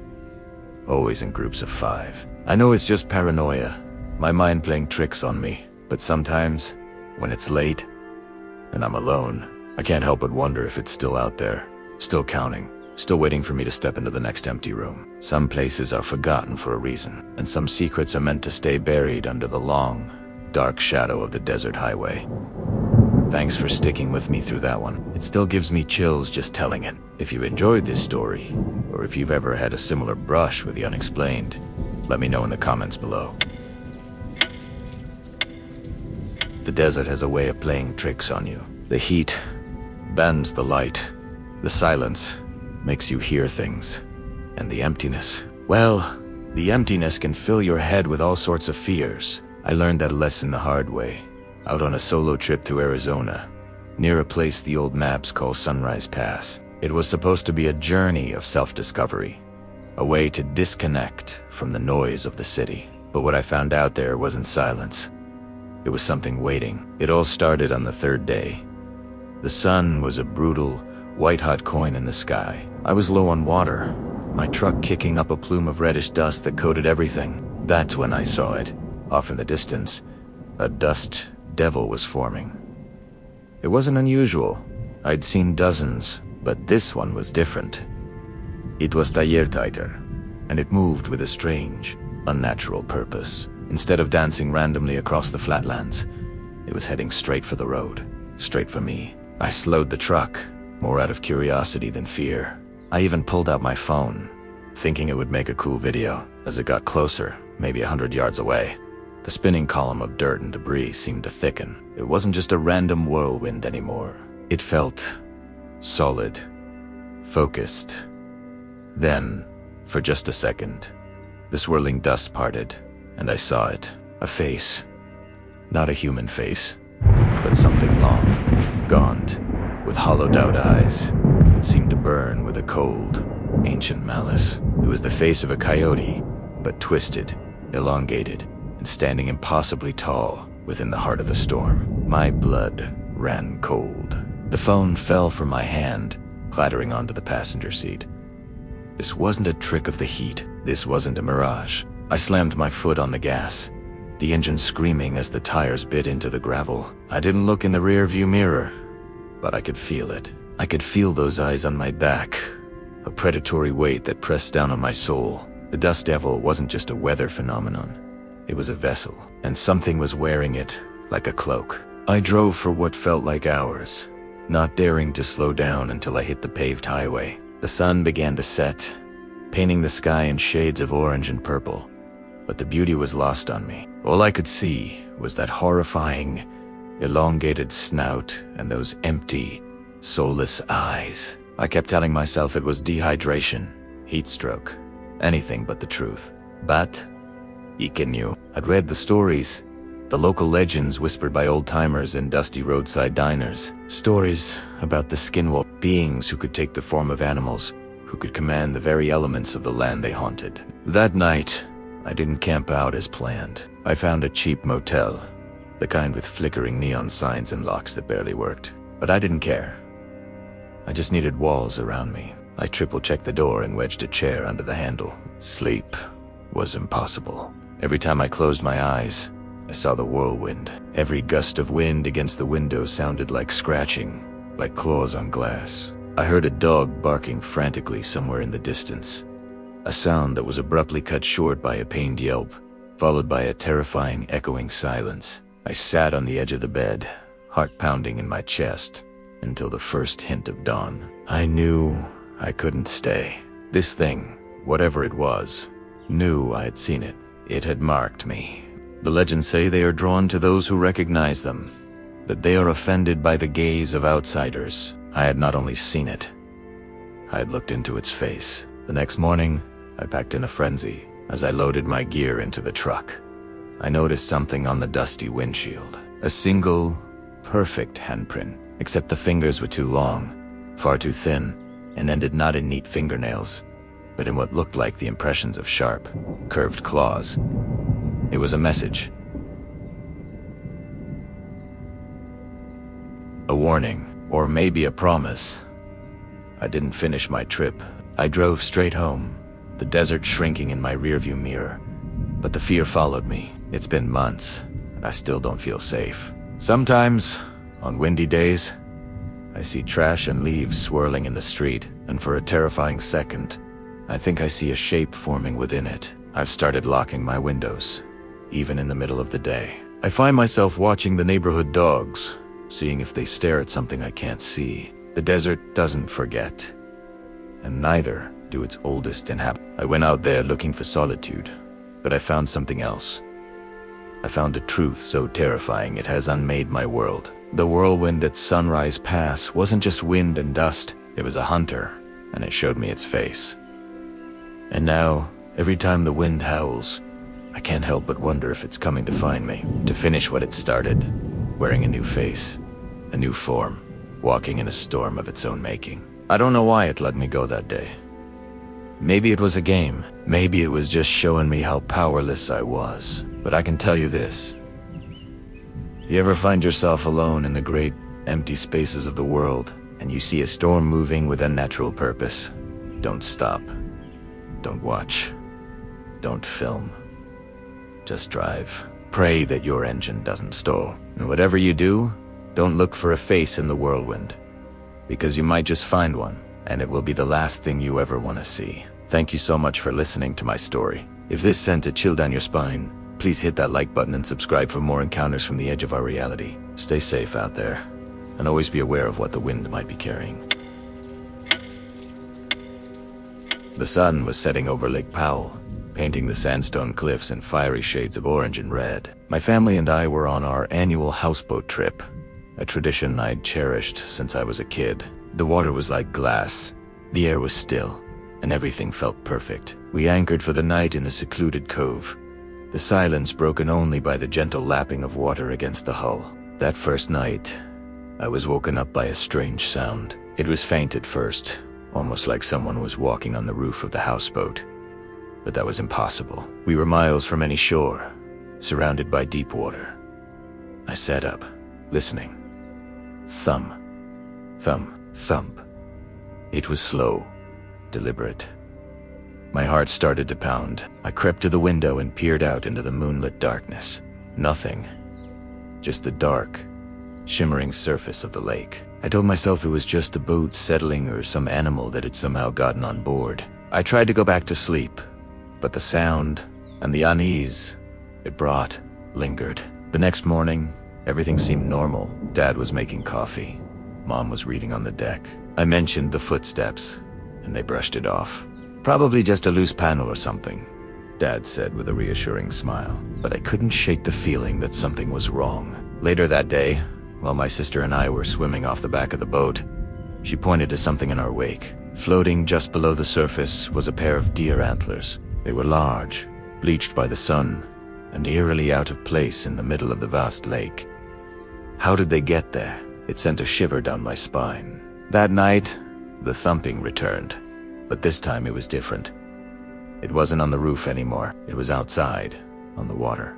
It sounded like heavy, wet footsteps, splashing slowly, methodically, circling the houseboat. I was paralyzed with fear. I knew, with a certainty that chilled me to the bone, that whatever was out there wasn't an animal. No animal walks on water. I pulled the covers over my head, my breath catching in my throat, praying for the sun to rise. The third day was filled with a suffocating tension. No one was smiling. Even the vibrant colors of the canyons seemed dull and menacing. My dad, usually so calm, kept scanning the shoreline with his binoculars, a worried frown etched on his face. He'd found something that morning near the anchor-line deep, three-toed tracks in the mud of a tiny sandbar we were tied to. They weren't from any animal he recognized. They were too large, too deep, and they led directly into the water. As darkness fell, a storm rolled in. The wind howled, and rain lashed against the windows, and through the storm, we heard it. A voice. It was a high-pitched, guttural sound, mimicking a child's cry for help. "Help me. I'm lost. Please." It seemed to come from the water, just beyond the dim light of our porch lamp. My mom grabbed my arm, her knuckles white. "Don't you dare go out there," she whispered, her voice trembling. "That's not a person." The crying continued, getting more desperate, more insistent. It was a cruel imitation, designed to lure us out. We all knew what the local legend said about the Navajo skinwalker shapeshifters who could mimic any sound, any voice, to draw their victims in. Suddenly, a loud bang echoed from the back of the boat, as if something heavy had slammed into it. My dad grabbed a heavy maglite, his face pale but determined. He crept to the sliding glass door at the stern. Through the rain-streaked glass, we saw it. For just a second, caught in the flashlight's beam, was a figure. It was tall and gaunt, its skin stretched unnaturally over its bones. Its limbs were too long, its joints bent at impossible angles. But the most terrifying part was its head. It was the skull of a deer, the same kind of antlers we'd seen in the water, affixed to a vaguely human torso. Its eyes were hollow sockets that seemed to burn with a malevolent, ancient intelligence. It wasn't an animal, and it wasn't human. It was something in between, something born of nightmare. It let out a screech, a sound that was a horrifying mix of a deer's bellow and a human scream, and then it slipped back into the churning, black water. We didn't sleep a wink that night. We huddled together in the main cabin, listening to the footsteps circling, the scratching against the hull, the terrible mimicry of voices just outside. When the first hint of dawn broke the horizon, my dad didn't hesitate. He cut the anchor line with a knife, fired up the engine, and we sped out of that cove as fast as the houseboat could go. We never looked back. We never spoke of what we saw, but none of us could ever forget. The image of those antlers in the water, the sound of footsteps on the lake, and the sight of that impossible creature in the storm are burned into my memory. Lake Powell is a beautiful place, but there are things in its canyons, things that walk in the dark and wait in the deep water, that are older and more terrifying than any story can truly capture. We never went back, and I know I never will. Thanks for listening to my story tonight. I hope it gave you a good chill. If you enjoyed it, please hit that like button and subscribe for more Tales from the Dark. Stay safe out there, and until next time, sweet dreams. The night air on Route 666, or the Devil's Highway, as the old-timers call it, has a way of getting under your skin. It's a cold that has nothing to do with the temperature. I learned that the hard way, hauling a load of industrial parts from Gallup, New Mexico, to Monticello, Utah. It was just me, my rig, and the endless ribbon of asphalt, disappearing into the inky blackness of the Navajo Nation. My name's Jack, and I've been driving trucks for 20 years. I've seen my share of strange things out on the lonely highways of America, but nothing, absolutely nothing, prepared me for that night. The moon was a pale sliver, offering little comfort against the vast, oppressive darkness. The only sounds were the hum of my engine and the crackle of the CB radio, my only lifeline to the outside world. I was about an hour out of Gallup, deep in the heart of the reservation, when the feeling started, a primal sense of being watched. I scanned my mirrors, but there was nothing behind me. The road ahead was empty. I chalked it up to fatigue, the highway playing tricks on a tired mind. I took a long swig of lukewarm coffee and cranked up the radio, hoping some classic rock would shake the jitters. But the feeling persisted, growing stronger, like a physical pressure against the cab of my truck. The hairs on my arms stood on end. My knuckles were white on the steering wheel. That's when I decided to reach out, to hear another human voice. I picked up the CB mic. Breaker 19. This is Road Dog. Anyone got a copy out on the Devil's Highway tonight? It's a lonely one. Static. Just dead air. That was unusual. Usually, there's some chatter. Another driver looking to kill time. I tried again. Come on. Anyone out there? Road Dog, looking for a friendly voice. Over. More static. I was about to hang up the mic when a voice crackled through the speaker. It was faint, distorted, like it was coming from a long way off. Copy that, Road Dog. You're not alone. Alone. A wave of relief washed over me. Glad to hear it, friend. Where are you headed? The reply was slow, each word punctuated by a burst of static. Nowhere. And everywhere. A chill snaked down my spine. The voice didn't sound right. It was raspy, guttural, and had a strange, lilting quality to it. It sounded inhuman. Copy that, I stammered, my hands suddenly slick with sweat. Just keep the shiny side up. I waited for a sign-off, a 10-4, or a catch you on the flip side. Instead, what came through the radio was laughter. It wasn't a human laugh. It was a high-pitched, cackling sound that scraped against my ear. It was the sound a hyena might make if it learned to mimic human mirth. A sound full of malice and hunger. My blood ran cold. I slammed the mic back into its holder, my heart hammering against my ribs. The laughter continued, echoing in the small cab, seeming to come from all around me. I glanced at my mirrors again, and this time, I saw it.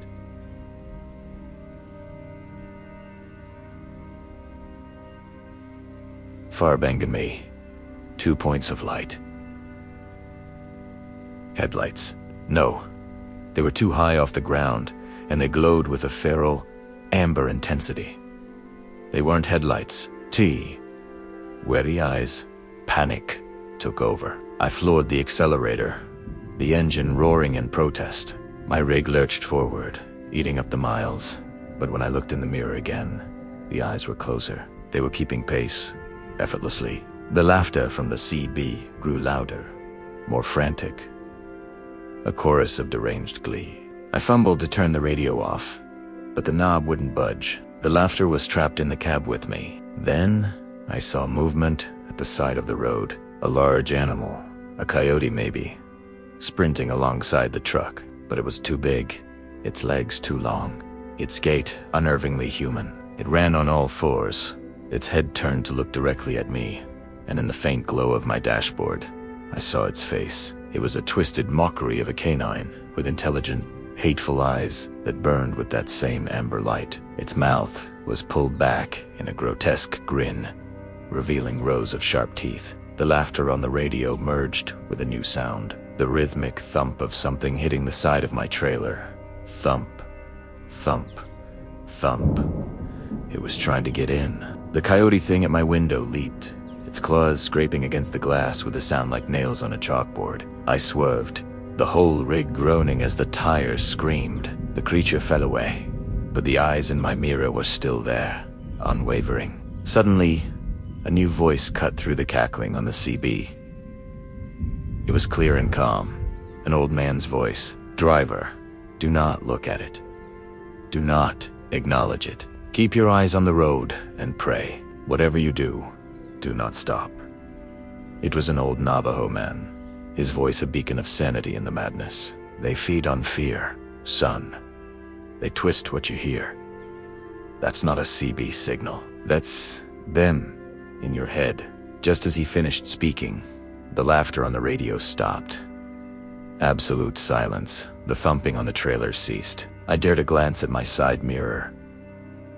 The coyote thing was gone. I looked in the rearview mirror. The amber eyes had vanished. The oppressive feeling in the cab lifted, replaced by the simple, clean cold of the desert night. You still there?" I whispered into the mic, my voice trembling. "I'm here," the old man's voice replied. "You're almost through their territory. Just a few more miles. They don't like to stray too far from their hunting grounds." We talked for the next 10 minutes, his calm voice keeping the terror at bay. He didn't explain what they were, and I didn't ask. I knew. I'd heard the stories from other drivers. Tailies whispered at truck stops about the Skinwalker, the Navajo shapeshifters. When the first lights of Montetilo appeared on the horizon, the old man's voice said, "You're safe now, Road Dog. Be careful on your return. The highway doesn't forget." Then, with a soft click, he was gone. I never heard his voice on the CB again. I've driven that route a dozen times since, but never again at night. Sometimes, when the static on the radio hits just right, I think I can hear it, a faint, high-pitched cackle, just on the edge of hearing. A reminder of Channel 9, the Devil's Highway, and the laugh that answered back. Thanks for tuning into our story tonight. If you have your own chilling encounter from the road, share it in the comments below. We'd love to hear it. And if you enjoyed this tale, don't forget to hit that like button, subscribe, and ring the bell for more stories from the dark side of the highway. Stay safe out there. The sound of wind chimes usually brings a sense of peace, a gentle melody on a summer breeze. But not anymore. Not for me. No, that sound is a harbinger, a chilling reminder of what I saw at the Four Corners gas station long after midnight. It was the sound that introduced me to the thing that wore the chimes, the thing that wasn't human. My cross-country trip was already running behind schedule. The digital clock on my dashboard glowed an angry 1:17 a.m. as I pulled into the loneliest gas station I'd ever seen. It was a single, flickering oasis of light in a vast, dark desert somewhere in the heart of Navajo Nation territory. Day sign read Four Corners Gas, but it felt more like the edge of the world. The wind was howling, a mournful, empty sound that seemed to carry whispers from the surrounding mesas. I just needed gas and a strong coffee to push through to the next town. That was the plan. Anyway, as I stepped out of my car, the wind hit me with a physical force, and with it came that sound, a discordant, frantic clanging. It wasn't the gentle tinkling of wind chimes. It was a chaotic, metallic jangling. I looked up and saw them hanging from the awning of the station's small convenience store. They were made of bone and antlers, twisting violently in the gale. An old Navajo man was sitting on a bench just outside the door, wrapped in a thick wool blanket, seemingly unfazed by the storm. His face was a roadmap of wrinkles, and his eyes, dark and deep, were fixed on me. "Nasty night to be out," he said, his voice raspy, barely audible over the wind. "The spirits are restless." I offered a nervous smile and mumbled something about being in a hurry. He just nodded slowly, his gaze drifting back to the darkness beyond the gas pumps. I tried to ignore the unsettling feeling crawling up my spine and went inside. The store was empty except for a young woman behind the counter, who looked as tired as I felt. I grabbed a coffee and paid for the gas, the clanging of the bone chimes somehow penetrating the glass and walls. It was unnerving, like an alarm bell you couldn't turn off. "What's with the wind chimes?" I asked, trying to make small talk. She glanced outside, a flicker of fear in her eyes. "The owners," he says, "they keep things away." She didn't elaborate. She didn't have to. Back at the pump, the wind seemed to have gotten stronger, and the jangling was more frantic than ever. I fumbled with the gas cap, my fingers numb from the cold. As the tank filled, I kept glancing over my shoulder. The old man was still there, a silent statue on the bench. The desert stretched out into an impenetrable blackness, and I felt a primal fear of being so exposed. That's when I heard it again, mixed with the wind and the chimes. A voice. It was faint, mimicking the sound of a woman crying for help. "Please, help me." My head snapped up. I scanned the darkness. Nothing. It had to be the wind, playing tricks on my tired mind. I tried to dismiss it, telling myself I was just spooked. But then I heard it again, closer this time, from the direction of the public restrooms around the side of the building. "Please, I'm hurt." The voice was filled with such desperation, such genuine pain, that my resolve to leave immediately began to crumble. Was someone in trouble? I looked over at the old man on the bench. His eyes were wide now, locked on me, and he gave a slight, almost imperceptible shake of his head. A clear warning. My logical brain screamed at me to get in the car and drive. But the sound of that woman's cries pulled at something in me. Against every instinct, I started walking toward the restrooms, my heart hammering against my ribs. The clanging of the bone chimes seemed to get louder, more frantic, as if they were screaming a warning directly at me. As I rounded the corner, the crying stopped. The air became unnaturally still. The restroom doors were propped open, swinging gently in the breeze. A single light above them flickered, casting long, dancing shadows. I called out, "Hello? Is anyone there?" Only the wind answered, whistling through the cracks in the old building. The sense of dread was suffocating now. I knew I had made a terrible mistake. I took a hesitant step closer, peering into the shadows. That's when I saw a figure huddled in the corner, just beyond the reach of the light. It was on all fours, its back to me. It looked wrong. The proportions were all off. The limbs were too long, the joints bending at unnatural angles. It was making a low, guttural noise, a wet, clicking sound. The smell hit me then, the coppery scent of blood and something else, something wild and musky.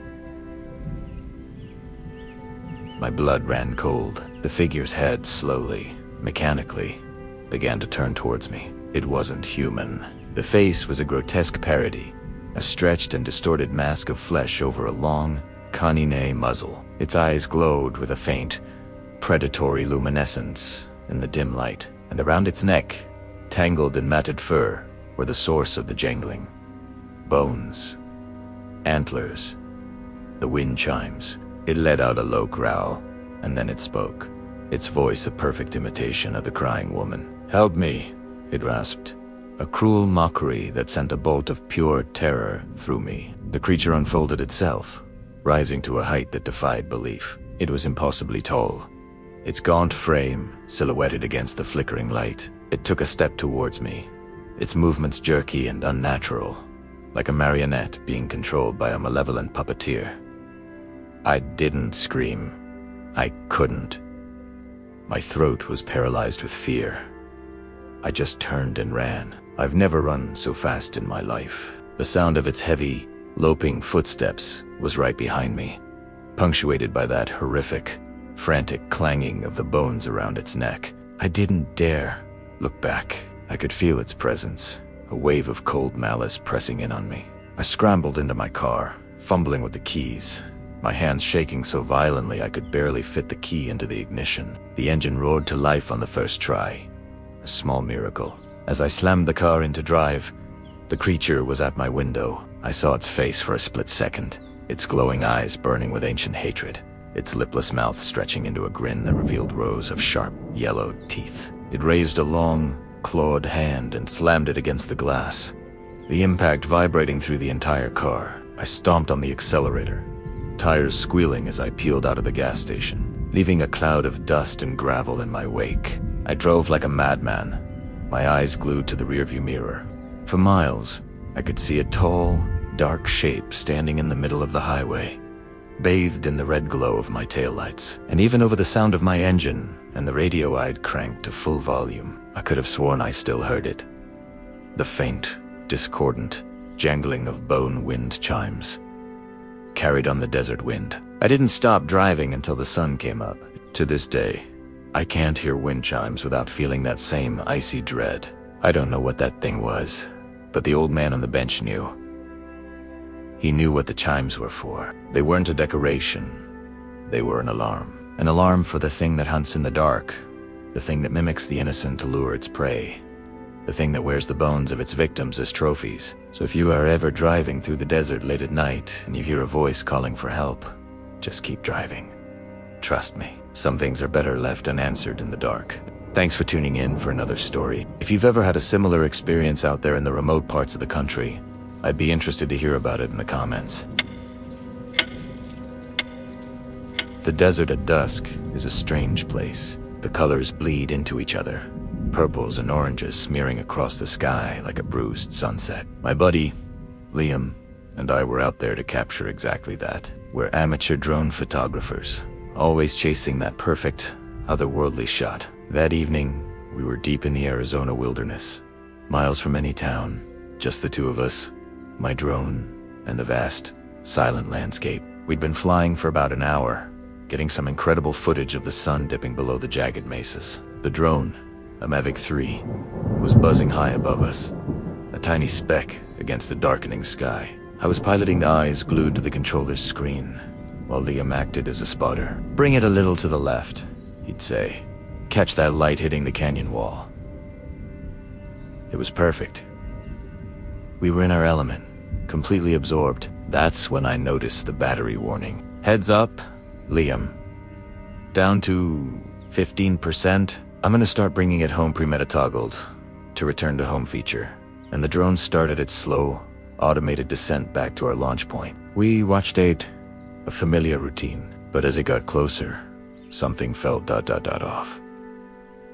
On my screen, I could see the live feed. The drone was flying over a patch of dense, thorny scrub brush, and then I saw it. A figure. It was moving through the brush with an unnatural speed, keeping pace with the drone. "Whoa, check this out," I said, pointing at the screen. "Is that a person? What are they doing out here?" Liam squinted, shielding his eyes from the last rays of light. "I don't see anyone," he said, scanning the area. The drone was flying over. I looked up from the screen. 10 byte down. On the feed, the figure was still there, dark and lanky, almost scrambling on all fours. But when I looked at the actual landscape, there was nothing. Just swaying bushes and lengthening shadows. A cold knot formed in my stomach. "No, man. Look," I insisted, showing him the screen. "It's right there." Keeping pace, Liam leaned in, his eyes widened. "What? ... Is that? It's moving so fast." We watched, mesmerized and increasingly unnerved, as this asterisk darted between cacti and rocks, its movements jerky and wrong. It wasn't human. It was too fast, too low to the ground. It looked like a distorted animal, but it had the vague shape of a person. The battery indicator flashed red. 5%. "Crap," I muttered, my hands getting sweaty. "It needs to land now." The drone was only about 50 feet away from us, beginning its final landing sequence. The figure on the screen was getting closer to it. It was almost directly underneath the drone now. My heart was pounding. This was impossible. We were standing right there, and we couldn't see anything with our own eyes. Only the drone's camera could. Then, the battery hit 1%. The screen flickered. Low battery. Auto landing. Just as the drone was about 10 feet off the ground, the controller screen went black. The feed was dead. "No! No!" I yelled.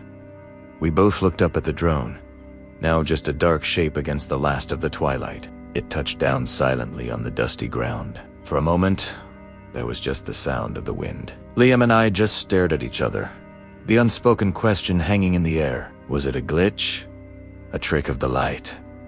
But we both knew what we saw. We hesitated, neither of us wanting to be the first to walk over to the drone. The sun had completely set now, and the desert was plunged into a deep, inky darkness. I fumbled for my headlamp and clicked it on. Its beam cut a nervous path through the night.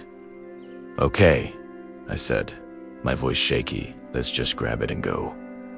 Now we started walking toward the drone, our footsteps sounding way too loud in the silence. The spot where it landed was only a short distance away, near a cluster of large boulders. As we got closer, an awful smell hit me. It was coppery and foul, like a slaughterhouse. "You smell that?" Liam whispered, his voice trembling. I nodded, unable to speak. My headlamp beam found the drone. It was sitting there, intact. But something was wrong. There was a dark, wet smear across the top of it, and a few coarse, dark hairs were stuck to the casing. My blood ran cold. That smell. It was coming from the drone. Liam gagged. "What is that?" Before I could answer, we heard a sound. It was a low, guttural click, coming from the direction of the boulders, just beyond the drone. It sounded like someone clicking their tongue, but it was deeper, more resonant, more animal. We froze. My light darted towards the sound, but the beam just bounced off the dark rock face. Then we heard it again, closer this time. Asterisk. Click. Asterisk. It was followed by a chillingly perfect imitation of a baby's cry. It echoed through the canyon, high-pitched and desperate. It was so real, so full of pain, that, for a split second, my instinct was to run toward it, to help, but my rational mind screamed at me. There were no babies out here. Liam, I whispered, my voice barely a tremor. We need to leave the drone. We need to go. Right now. He didn't need convincing. As we started backing away, slowly, carefully, the crying stopped. It was replaced by a new sound, a voice.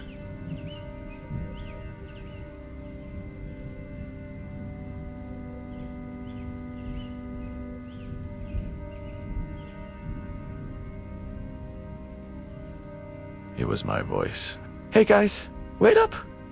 It called out from the darkness behind the boulders, just grabbing the drone. It was a perfect mimicry of my own voice. Every inflection, every nuance, but it was empty. Soulless. We didn't wait to hear any more. We turned and ran. We sprinted through the darkness, thorns tearing at our clothes, rocks tripping our feet. We didn't look back. The sounds followed us. My own voice, then Liam's, calling out to each other. Laughter that sounded like grinding rocks. A coyote's howl that morphed into a human scream. It was a symphony of terror, chasing us all the way back to the truck. We threw ourselves inside, locking the doors. I fumbled with the keys, my hands shaking so violently I could barely get it into the ignition. The engine roared to life, and I slammed the truck into drive, peeling out onto the dirt track. In the rearview mirror, my headlights illuminated the desert we were fleeing, and for a fraction of a second, I saw it, standing on the track where our truck had been parked. It was tall, impossibly thin, its limbs bent at angles that were just wrong. Its skin was pale and stretched tight over its frame, and its eyes glowed faintly in the headlights, like a predator's. Then it was gone, swallowed by the darkness as we sped away. We never went back for the drone. The footage, the smell, the sounds, they're burned into my memory. We reported it, of course. The park rangers listened.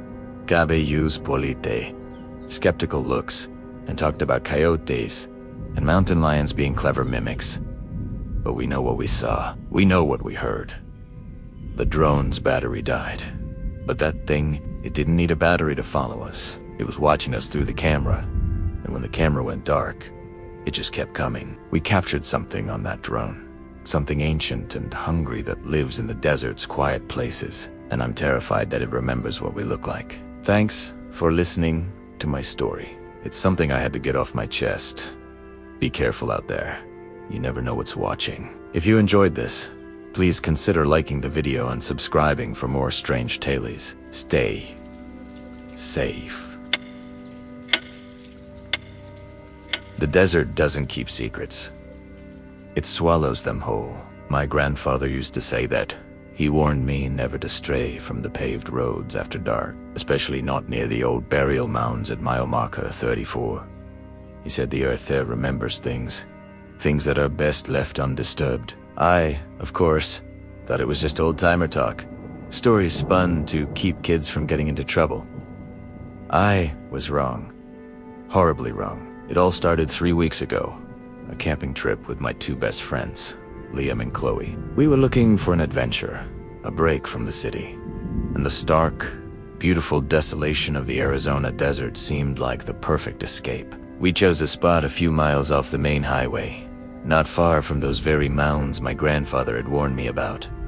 The first night was perfect. The sky was a dizzying canvas of stars, the air crisp and clean. We told stories around the campfire, roasted marshmallows, and felt 1,000,000 miles away from everything. It was on the second night that things began to unravel. It started subtly. A sound, just at the edge of hearing. A faint scraping, like stone on stone, coming from the direction of the mounds. We dismissed it as an animal, maybe a coyote. But then, it was followed by a low whistle.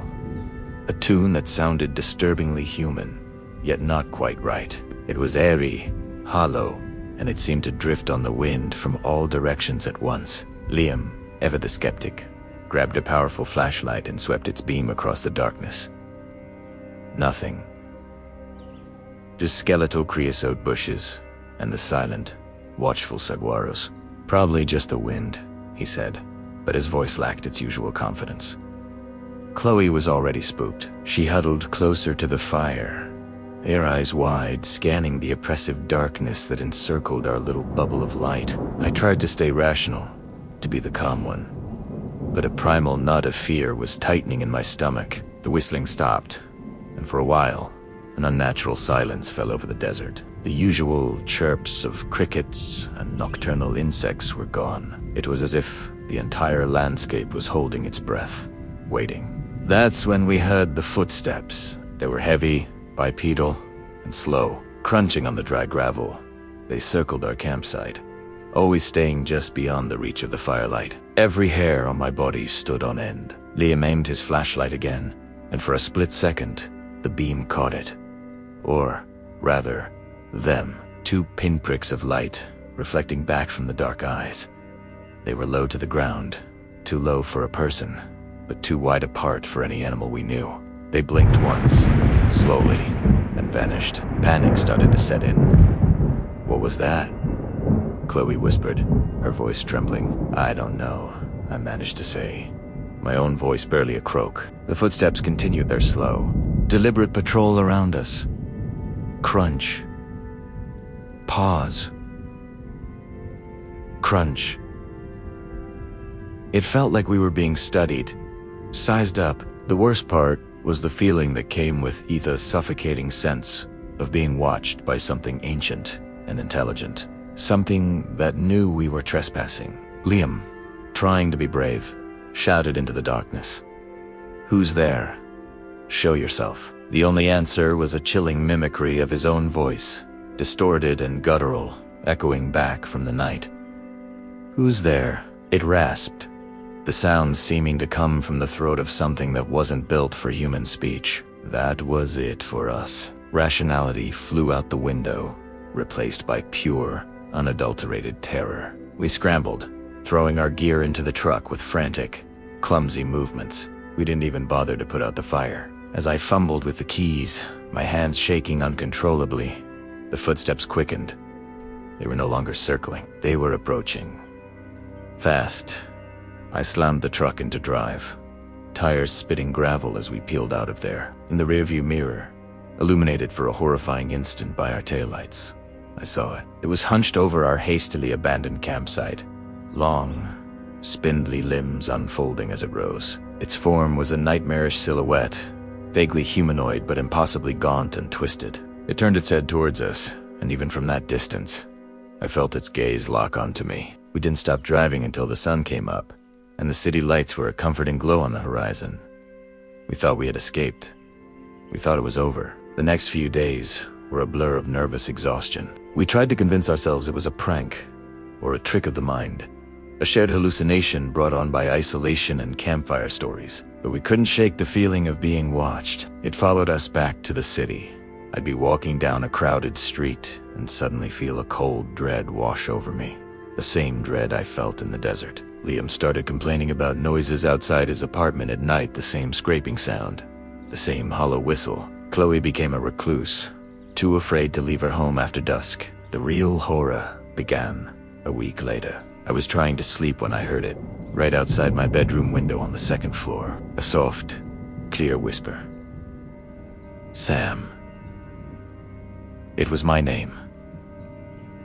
My blood ran cold. I crept to the window and peered through the blinds. On the street below, under a flickering streetlight, a figure stood perfectly still, staring up at my window. It was tall and emaciated, its limbs bent at unnatural angles. I couldn't see its face, but I knew, with a certainty that defied all logic, that it was the thing from the desert. The next day, a frantic call from Chloe.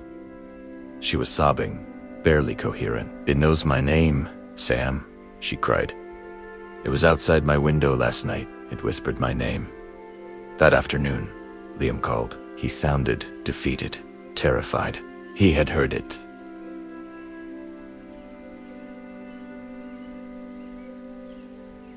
"No, Liam," it had whispered in that same dry, rasping voice.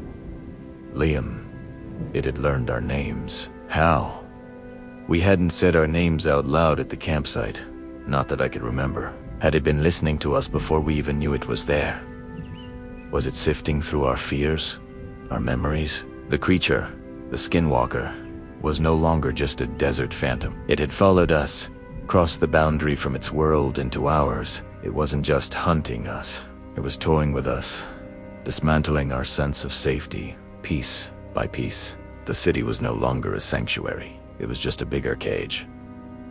The nights became a living torment. The whispers grew more frequent, sometimes sounding like they were right inside the room with me. I started seeing it in reflections, a fleeting, distorted shape in a shop window or a darkened TV screen. Sleep became a luxury I couldn't afford.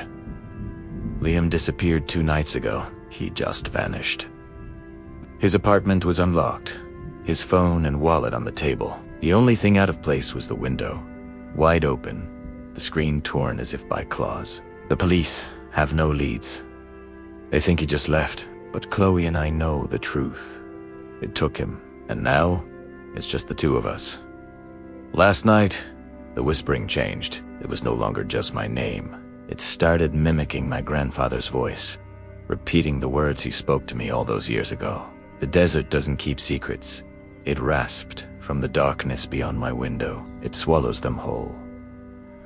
It knows my fears. It knows my memories. It's digging through my soul, looking for the softest spots, the deepest terrors." I'm recording this because I don't know what else to do.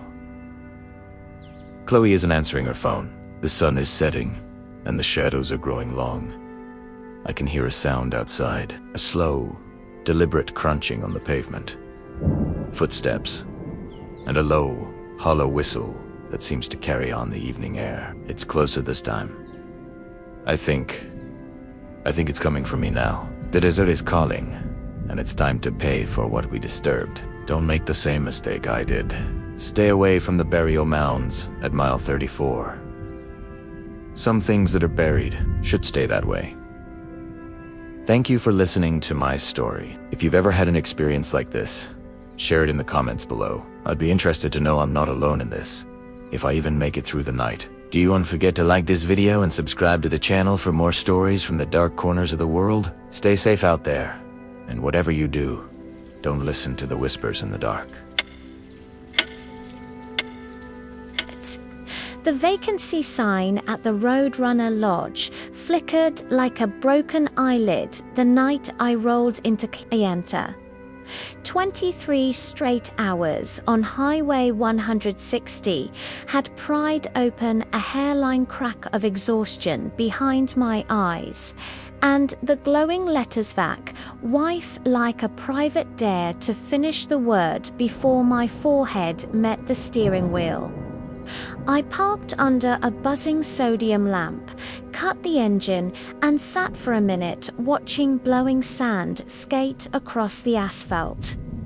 April wind here smells of rust, sage, and something older like water that evaporated before anyone could drink it. At reception, a sleepy teenager slid me a key fob attached to a bent turquoise feather charm. Room 27, second floor, end of the Ronan smoking, ma'am. Adjoining doors locked from both sides. You'll have the wall to yourself. The promise of solitude sounded perfect.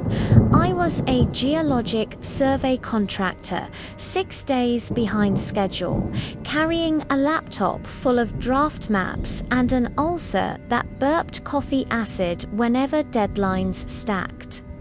All I wanted was 8 hours of blackout sleep, then Monument Valley at sunrise. reached room 27, greeted me with threadbare carpet, a whooping swamp cooler, and that universal roadside motel fragrance of lemon disinfectant fighting lifetime cigarette ghosts. The adjoining door sat just left of the dresser, one of those flimsy accordion things framed by beaten-up molding. Someone had wedged a wobbly chair against it for good measure. I showered, wolfed vending machine peanut butter crackers, set the alarm for 5 a.m. and killed the lights. Wind worried the eaves. The cooler coughed. Bed springs pitched a lullaby of complaint every time I shifted. Eventually, I drifted. Knock. Not on the main door. The hollow, plastic drum pop came from the thin wall 2 feet behind my pillow. I woke mid-dream, heart sprinting. The room's reed-thin nightlight cast enough glow to show the adjoining door unmoved, chair still braced. A second knock, 3 short taps. Knuckles, not woodpecker. Almost polite. Probably the teen clerk after hours, I rationalized. Maybe room 26 got double booked, and someone confused doors. I cleared my throat. No vacancy, I called, aiming for humor. Silence. I rolled over. Knock knock. Same rhythm. Then a pause, like the visitor was thinking, followed by 2 more taps, slower, as if tapping out a question mark. I sat up, front desk closed. Come back tomorrow. No answer. I stared at the flimsy barrier. The chair back wiggled as though a draft had found it, yet the swamp cooler had cycled off during sleep. The air sat still as texture paint. My phone read 1:47 a.m. If I didn't shut this down, the alarm would arrive in what felt like 5 minutes. I shoved the chair aside, slid the accordion door an inch. Darkness filled the crack. No hallway light, because there was no hallway, only the mirror layout of room 26. Hello. The darkness breathed heat into my face, stuffy like exhaled air. My finger groped the 2-way bolt. Still vertical, locked. I closed the gap, rolled the chair back, tuned my exhaustion into anger, and buried my head under a pillow. I made it 10 minutes. Scrape. The chair skated an inch toward me, pulled, not pushed. Tap, tap, tap on the wall, higher this time, closer to the ceiling.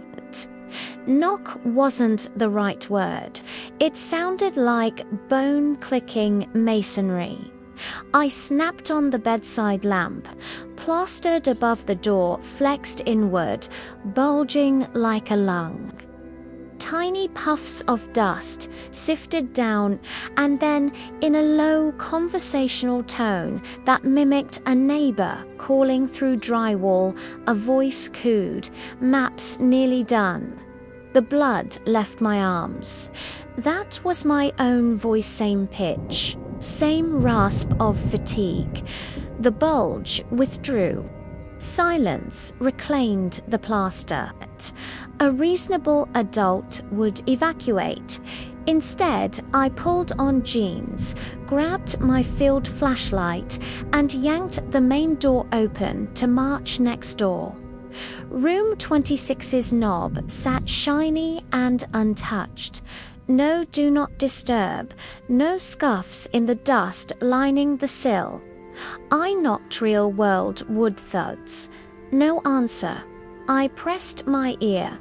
The room sounded like a coffin.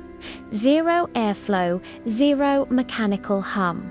The master passkey from reception weighed heavy in my pocket. Clerks leave them for survey crews in case we lock ourselves out.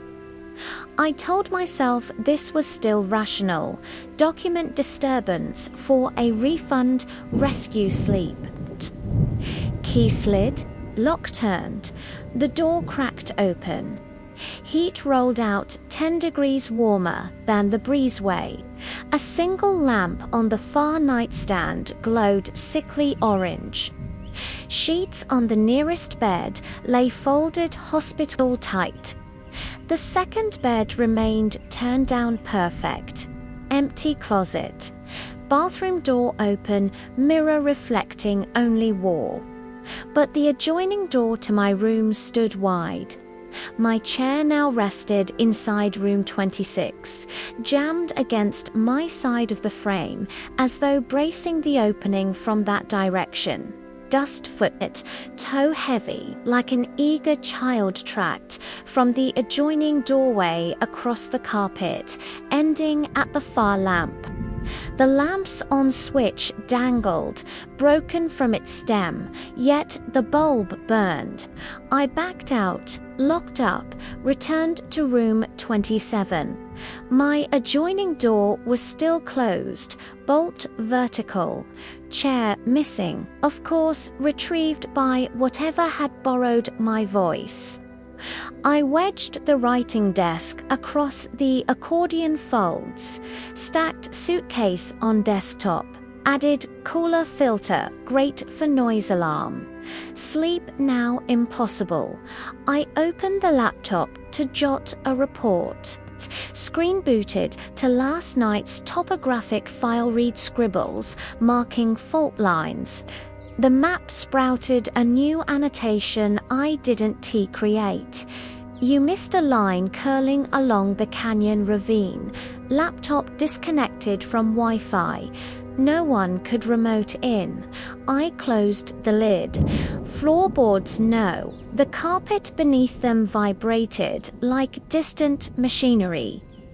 From the ceiling corner came soft scratching, like graphite sketching circles. Dust rained whisper-light onto the dresser. I climbed the bed, shone flashlight upward. The popcorn texture had been disturbed, scratches forming a spiral about a foot across. At its center, a fingertip emerged arm, just a single finger of bone-pale skin poking through as though the attic were thinning. It tapped twice, gently considerate. Instinct tore me backward. The fingertip withdrew. Spiral scratches stopped. The surveyor in me wanted a sample. The mammal in me wanted a border wall. Mammal 1. I shoved belongings into my duffel, glanced at the clock, 3:06 a.m. If I left now, I could clear Kayenta before dawn. I slung the duffel, killed the light, lifted suitcase from the barricade. Knock. Loud enough to rattle the light bulb.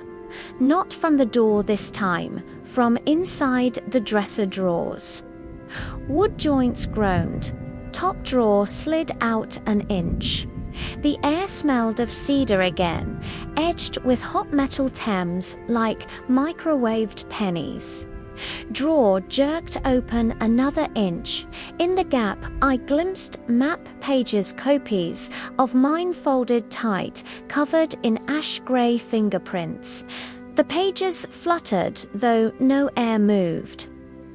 On their surface, my own handwriting scrawled backward, letters racing right to left. Finish the fault. Snap decision. Abandon everything. Grab keys, exit. Main door unlatched. Hallway black except exit sign bleeding red. I didn't bother with checkout. Down the stairs, across the lot, into the rental. Engine sputtered cold desert nights treat, fuel injectors mean but started. I pulled onto Highway 160. In the rearview mirror, Roadrunner Lodge kept its lights off, yet every second-floor window glowed faint amber, each with a silhouette staring out. Some tall, some bent, their edges fuzzy like heat mirage, none waved. 30 miles east, dawn bled pink. I eased at scenic turnout, cracked thermos coffee, tried rationalization, maybe carbon monoxide leakage from swamp cooler. But carbon monoxide doesn't write notes in reversed script. Cell signal returned. I scrolled Kayenta Lodge reviews. One from last month. Room 27 strange knocks. Heard my own voice asking if I'd forgotten something. Checked out early. Another from 2 years ago. Different username. Room 26 voices through unlocked door. Dreamt I was scribbling maps. 10 reviews in as many years echoed the complaint. The motel changed owners 4 times, yet rooms 26 and 27 never got renovations. That afternoon, the deadline also won. I opened the laptop at a campground. The rogue annotation still skirted the canyon. Against pride, I ran calcs. Turned out, the line predicted a hidden fault scarp. My LiDAR pass had missed a perfect fit. I added it, saved. The screen blinked once, almost a nod. Cedar scent drifted under the tent flap, though no trees grew for miles. I'll pass Kayenta on the drive back next week. Room 27 will probably be vacant, and I'm almost curious what the ceiling spiral looks like by daylight. But I'll keep driving, because maps can't afford gratitude. And when a wall knocks gently in your own voice, you either finish the line it points at, or you never lay pencil to paper again. My grandpa used to tell me stories. Not the kind you find in fairy tale books, but ones whispered around a crackling fire born from the vast, lonely deserts of the Navajo Nation. He told me about the Ye-Nold Lushi, the ones who walk on all fours, the skinwalkers. To him, they were as real as the mesas and the endless sky. I always listened, a knot of fascinated fear tightening in my stomach. But a part of me, the part that lived in the city, thought they were just that stories that all changed last summer. I went to visit my grandparents at their small, isolated home on the reservation. It's a place where the silence is so deep you can hear your own heartbeat, and the stars aren't just lights, they're a brilliant, shimmering blanket. My grandpa, older now and his hands gnarled like ancient juniper branches, was quieter than I remembered. He'd just stare out the window for hours, his gaze lost in the shimmering heat waves dancing over the red dirt. My grandma told me he'd been like this for months, ever since their old dog Hastian disappeared. One night, I woke up to a sound. It was a scratching, a desperate, frantic noise at the front door. My first thought was a coyote, but this was different. It was rhythmic, almost deliberate. I crept out of bed and peered through the living room window. The moon was a silver dollar in the ink-black sky, casting long, eerie shadows. There was nothing there. The scratching stopped as suddenly as it began. I told myself it was just the wind, the old house settling, and went back to bed, my heart thudding against my ribs. The next morning, I found deep, long scratches marring the thick wood of the front door. They were too high for a coyote, too wide for a mountain lion. When I showed my grandpa, he didn't look surprised. He just ran his hand over the gouges, his jaw tight, and said, "Don't go out after dark, and never answer a voice you don't know." His words were heavy, carrying a weight I couldn't yet understand. A few nights later, it happened again. The scratching, but this time it was followed by a voice. It was faint at first, a whimpering sound that made the hair on my arms stand up. It sounded like a dog in pain. It sounded exactly like Hastian, my grandpa's old dog, whimpering at the door, wanting to come in from the cold. A wave of pity washed over me, and my hand went to the doorknob. Then I heard another voice. It was my grandpa speaking from the dark corner of the room. That's not him. His voice was a low, urgent whisper. The whimpering outside grew louder, more insistent. Then the sound changed. It twisted, morphed, and became a perfect imitation of my mother's voice, calling my name, sounding worried. "Honey, are you okay? Let me in. Something's happened." But ice flooded my veins. My mum was hundreds of miles away in the city. There was no way she could be here. The voice was a perfect mimicry. Every inflection, every worried tremble. But it was wrong. It was a hollow echo.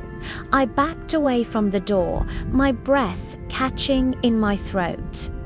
My grandpa grabbed my arm, his grip surprisingly strong. He pulled me away from the window, his eyes wide with a primal fear I had only ever seen in cornered animals. "Do not look," he commanded. "Do not make a sound." We sat there in the suffocating darkness, listening. The voice outside tried again, this time mimicking my grandmother, then my childhood friend.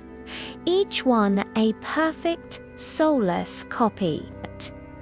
It pleaded, it begged, it threatened.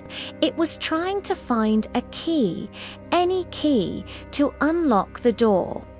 The scratching returned, no longer frantic, but slow and powerful, like something immensely strong was testing the frame, testing our resolve. The sound was the scrape of claws on wood, a sound that promised terrible things.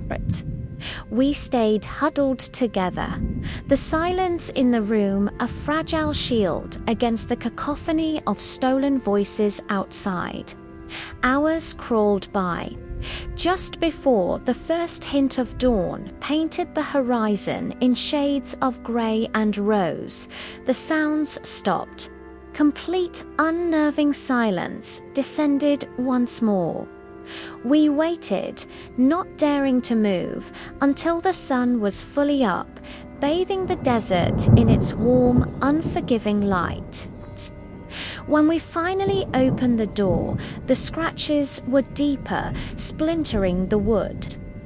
But what made me truly sick was the single, large, inhuman footprint in the dirt right by the threshold.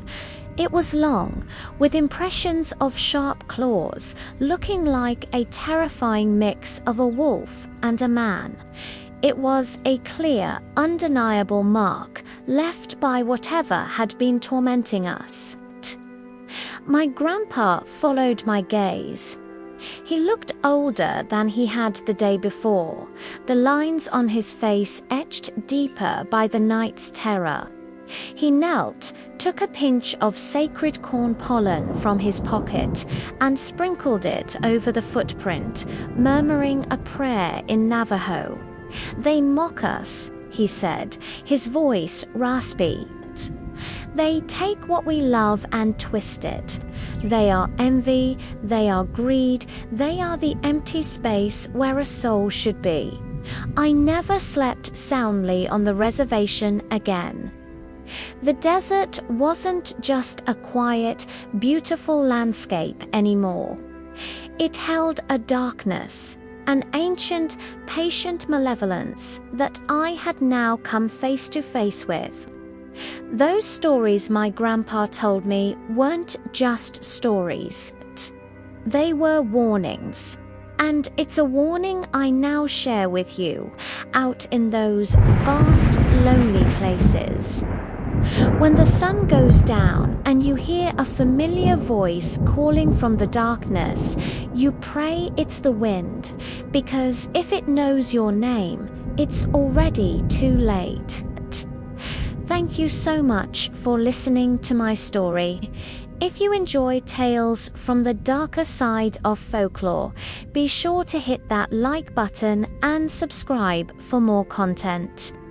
Stay safe out there and never ever whistle in the dark.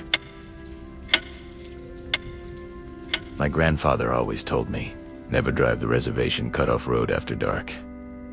He wasn't talking about bad people or rough patches of asphalt. He was talking about something older, something that watches from the trees. Of course, I was young and stupid. I thought I knew better. One late October evening, with a storm brewing on the horizon, I learned just how wrong I was. I was heading back from a friend's place in the next county over. My GPS, for some reason, insisted the fastest route was the old cutoff road. It was a lonely stretch of pavement, slicing through miles of dense, dark forest that bordered the reservation. I hadn't been on it in years. The sun had already bled out of the sky, leaving a bruised, purple twilight. As the first fat drops of rain began to spatter my windshield, an uneasy feeling started to creep up my spine. It felt like the woods were leaning in, swallowing the narrow road hole. Up ahead, I saw the first pair of road reflectors, gleaming in my headlights, little orange eyes, winking back at me from the shoulder. Normal, right? But as I got closer, something was off. They seemed too bright, too far apart. I drove past them and saw them fade away in my mirror. A few hundred yards later, another pair. Same intense glow. I flicked my high beams on and off. They just stared back, unblinking. That's when it happened. The third pair of reflectors appeared in the distance. I watched them, my hands tightening on the steering wheel. 1, 2, 3 seconds. And then, one of them blinked. Not like a flicker, but a slow, deliberate blink, like an eyelid closing and opening. My heart hammered against my ribs. I told myself it was a trick of the light, the rain on the glass. Then the other one blinked. They blinked again, but this time, in perfect unison. It was rhythmic. Human. My breath caught in my throat. This wasn't right. Reflectors don't blink in human time. I stomped on the gas, the engine roaring in protest. The car fishtailed slightly on the wet asphalt. I had to get away. I glanced at the rearview mirror, just as a flash of lightning illuminated the sky. For a split second, I saw it, standing right where the reflectors had been. It was tall, impossibly tall and thin, with limbs that seemed too long for its emaciated frame. Its skin was the color of ash, stretched tight over bone, and its head was like a deer's skull, crowned with massive, branching antlers that scraped the low-hanging branches. But the eyes were those glowing orange orbs, burning with a cold, ancient hunger. Panic set in, pure, unadulterated terror. The car was skidding, the tires screaming. I was pushing 90 on a road that was unsafe at 40. The rain was coming down in sheets now, turning the world outside into a blurry nightmare. Behind me, I could hear it, a sound that shouldn't exist. The heavy, rhythmic thud of hooves on pavement, somehow keeping pace with my speeding car. And then, a voice. It wasn't through my ears. It was inside my head, a dry, rasping whisper that sounded like dead leaves skittering across concrete. It called my name, Jacob. How did it know my name? The voice was a hook in my mind, pulling, beckoning me to stop, to turn back. It promised warmth from the cold rain. It promised an end to my fear. It promised I wouldn't be alone anymore. Every instinct screamed at me to keep driving, but a part of me, a small, terrified part, was tempted. The whisper grew louder, more persuasive, weaving itself into the howl of the wind and the drumming of the rain. Then I remembered my grandfather's other warning. "If it calls to you," he'd said, his voice grim, "it's already tasting your fear. It wants you to give in. Don't listen. Sing. Pray. Yell. Do anything but listen to its lies." With a ragged sob, I started screaming. Just nonsensical noise at first. Then I started shouting the lyrics to any song I could remember. My voice cracking, I blasted the radio, turning the dial until I found a station. Any station. The chaotic blast of static and distorted music was a shield against the insidious whisper in my skull. I didn't dare look in the mirror again. I just kept my eyes glued to the road ahead, praying for the end of the forest, for the sight of a single streetlight. The thudding behind me grew more frantic, angrier. A scraping sound, long and shrill, raked across the roof of my car, like claws on metal. I flinched, swerving violently. The car spun, the world turning into a dizzying kaleidoscope of dark trees and flashing headlights.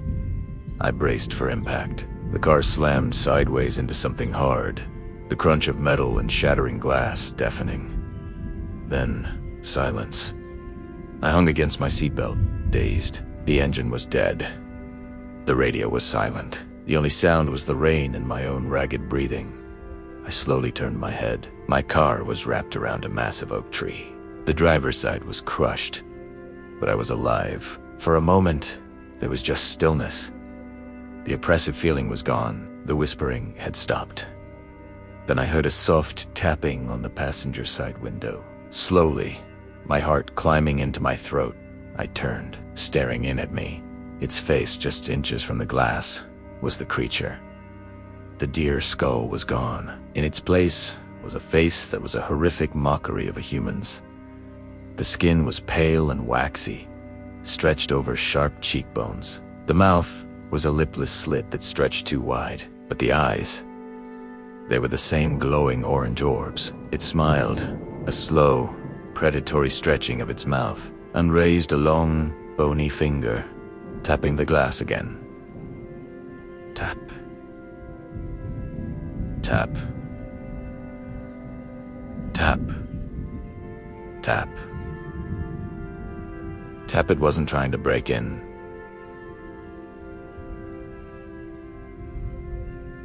It knew I was trapped. It knew the fear was choking me. The whisper returned to my head, no longer persuasive, but victorious. So hungry. I closed my eyes, waiting for the glass to shatter, for the end to come. I don't know how long I sat there, paralyzed.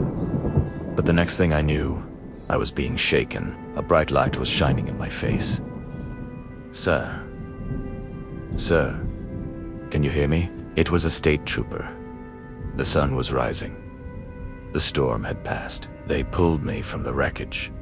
My car was totaled, but somehow I only had a few cuts and bruises. When I tried to tell them what happened, they just exchanged glances. They said I must have fallen asleep at the wheel, hydroplaned in the storm, and that I was lucky to be alive. They pointed out the long, deep gouges on the roof and hood of my car. Must have been some branches you hit on the way down, one of them said. But the scratches were too straight to parallel. I never drove the Reservation cutoff road again. Some nights, when the wind howls just right, I can almost hear that dry, whispering voice on the edge of my hearing. My grandfather was right. There are things out there, in the deep, dark woods, that have been there forever. And they are always, always hungry. The reflectors on that road don't mark the edge of the pavement. They mark the edge of a hunting ground, and those that blink, they aren't reflectors at all. They are the eyes of the thing that's patiently waiting for you to drive by. Thanks for joining me for this story. If you felt that chill down your spine, hit that like button and subscribe for more tales from the shadows. Stay safe out there, and whatever you do, stay on the main roads. The static hiss from a radio is often a comforting sound, a sign that someone is out there, listening. But what if the voice that answers isn't human? What if it's something ancient?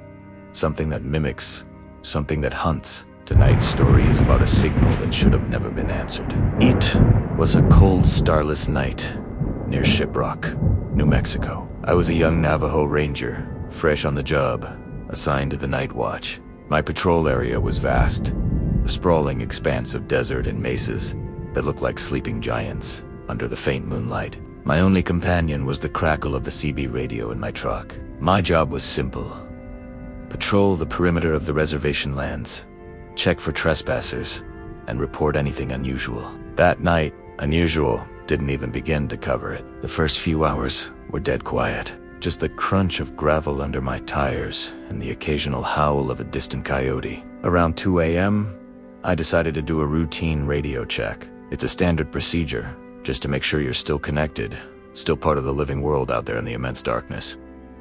I keyed the mic. Base, this is Ranger 1. Radio check. Over. Silence.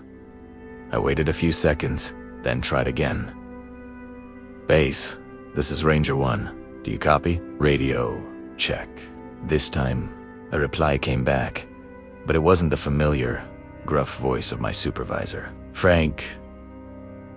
It was a strange, garbled sound, like someone was trying to talk backward. The static was thick, but I could make out syllables, twisted and reversed. A chill snaked up my spine. It was probably just interference, Primera told myself.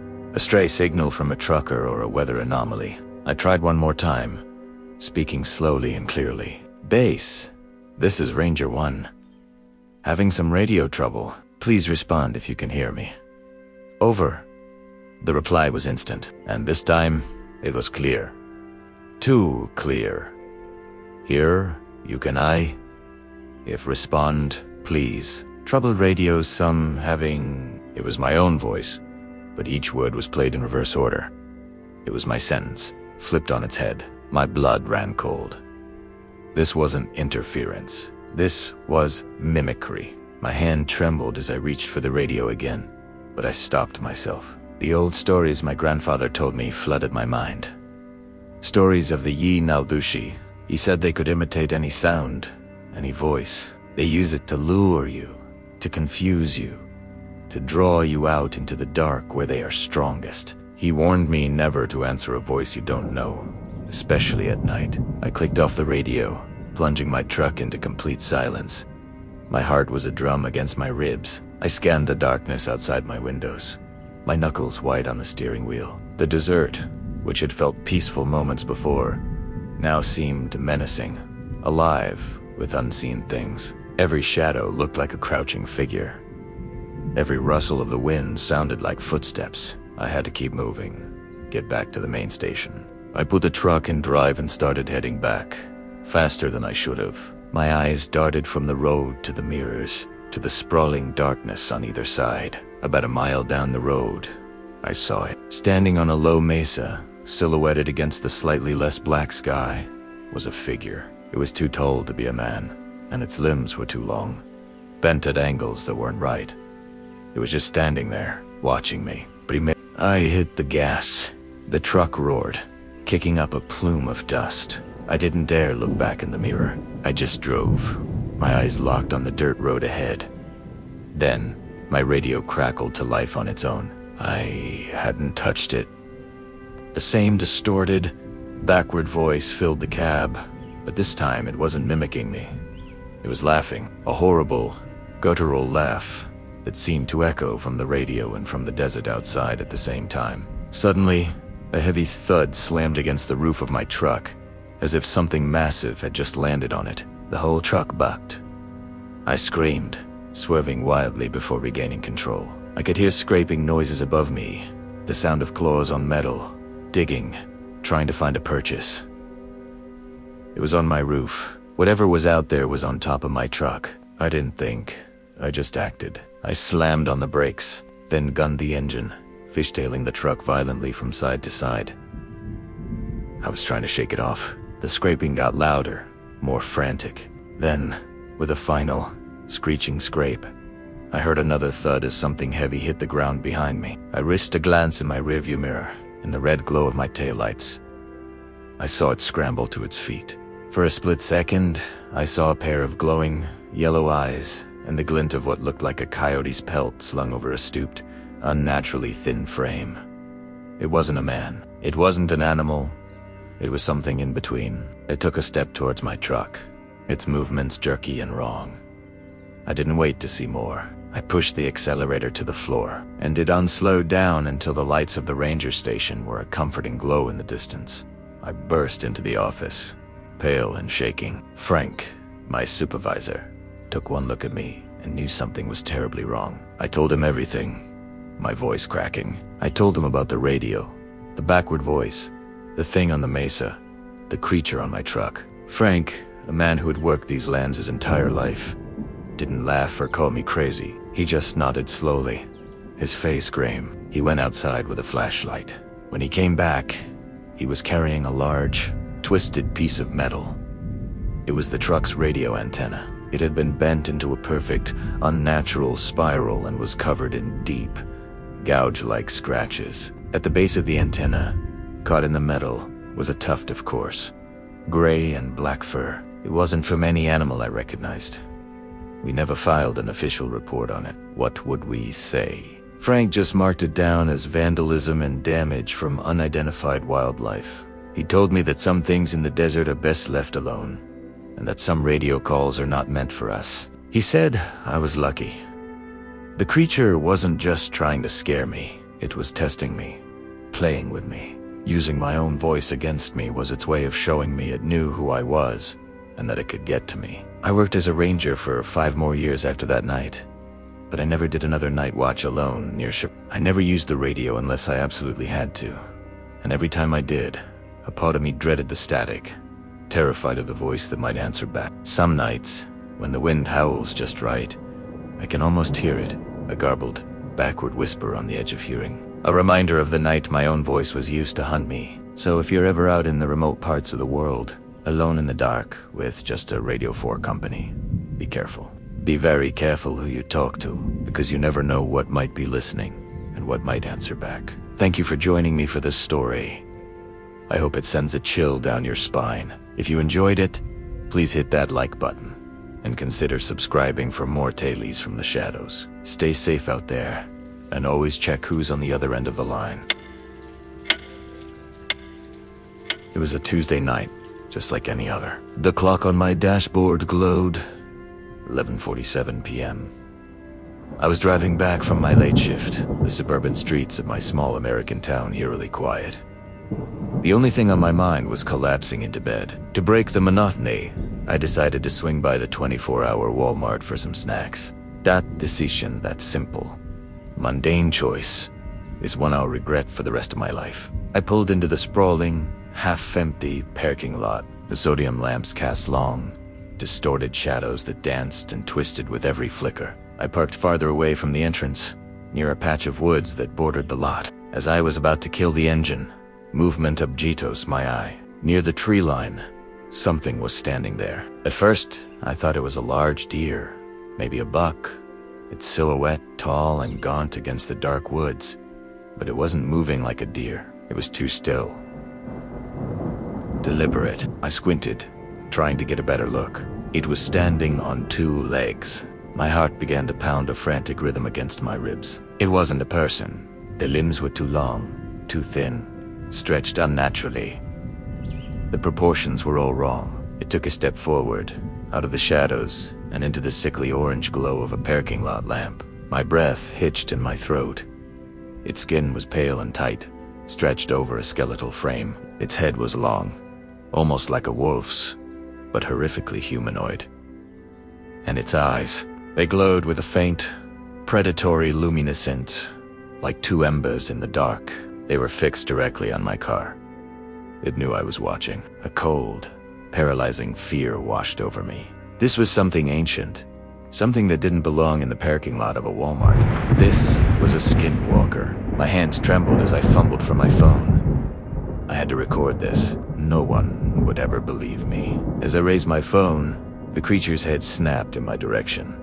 Not like a person turning, but with a sickening, jerky motion, like a bone breaking. It let out a sound I will never forget. It was a high-pitched shriek, a mimicry of a human scream. But it was layered with something else, a coyote's howl, a guttural growl, a sound of pure malice. Then, it started to move towards me, not walking, not running. It was a horrifying, loping gait, its long limbs swinging in a way that defied biology. It covered the distance with terrifying speed. My mind screamed at me to move, to drive, to get out of there. My fingers, numb with terror, finally found the gear shift and slammed the car into reverse. The tires screeched on the asphalt as I peeled out of the parking spot. I didn't look in the rearview mirror until I was fishtailing onto the main road. But I could feel it. I could feel its eyes burning into the back of my head. When I finally dared to glance, the parking lot was empty. It was gone, but the silence it left behind was heavier, more suffocating than any sound. I drove straight home, my knuckles white on the steering wheel, jumping at every shadow. I locked my doors, checked my windows, but I knew it was futile. How do you lock out something that can mimic a voice? Something that can look like your neighbor, your pet? That night, I didn't sleep. Every creak of the house, every rustle of leaves outside was it. It was coming for me. The next morning, the sun felt like a lie. The world looked the same, but it wasn't. I knew what was lurking just beyond the veil of our normal, everyday lives. I went back to the Walmart, not sure what I was looking for. Confirmation, I guess. In the dirt near the tree line where I'd first seen it, I found a single, non-human track. It was like a canine print, but elongated, with claw marks dug deep into the earth, and it was far too large to be a dog or a coyote. That night, it started. The whispers, faint at first, just on the edge of hearing. My name, called in a voice that sounded almost like my mother's, coming from the dark corners of my house. I'd jump up, search the rooms, find nothing. Then came the scratching, a light, rhythmic scratching at my bedroom window. A sound that would go on for hours, stopping the instant I turned on a light. One evening, I was watching TV when I heard it. A tap tapped on the glass of my living room window. I froze. Slowly, I turned my head. And there, pressed against the pane, was a face. But it wasn't the creature from the parking lot. It was the face of an old, haggard man. His eyes hollow and empty. His mouth stretched into a grotesque, lipless grin. It was a face I didn't recognize. But it knew me. It held my gaze for a moment that stretched into an eternity, and then it was gone. I've moved since then. I live in a high-rise apartment in the city now, surrounded by concrete and steel, as far from the woods as I can get. I tell myself I'm safe, but sometimes, late at night when the city is quiet, I hear it, a faint, scratching sound. Sometimes, it sounds like it's coming from the other side of my front door. Sometimes, it sounds like it's coming from right inside my own closet. It hasn't forgotten me. It's patient, it's waiting. It knows I saw it, and it won't let me go. So if you're ever in a quiet suburban town, late at night, and you see something in the shadows of a parking lot that doesn't look quite right, just drive. Don't stop. Don't look too close. And whatever you do, don't let it know you've seen it. Thank you for listening to my story. If you've had a similar encounter or believe in these things, let me know in the comments below. Stay safe out there, and don't forget to like this video and subscribe for more dailies from the dark. I'll see you in the next one.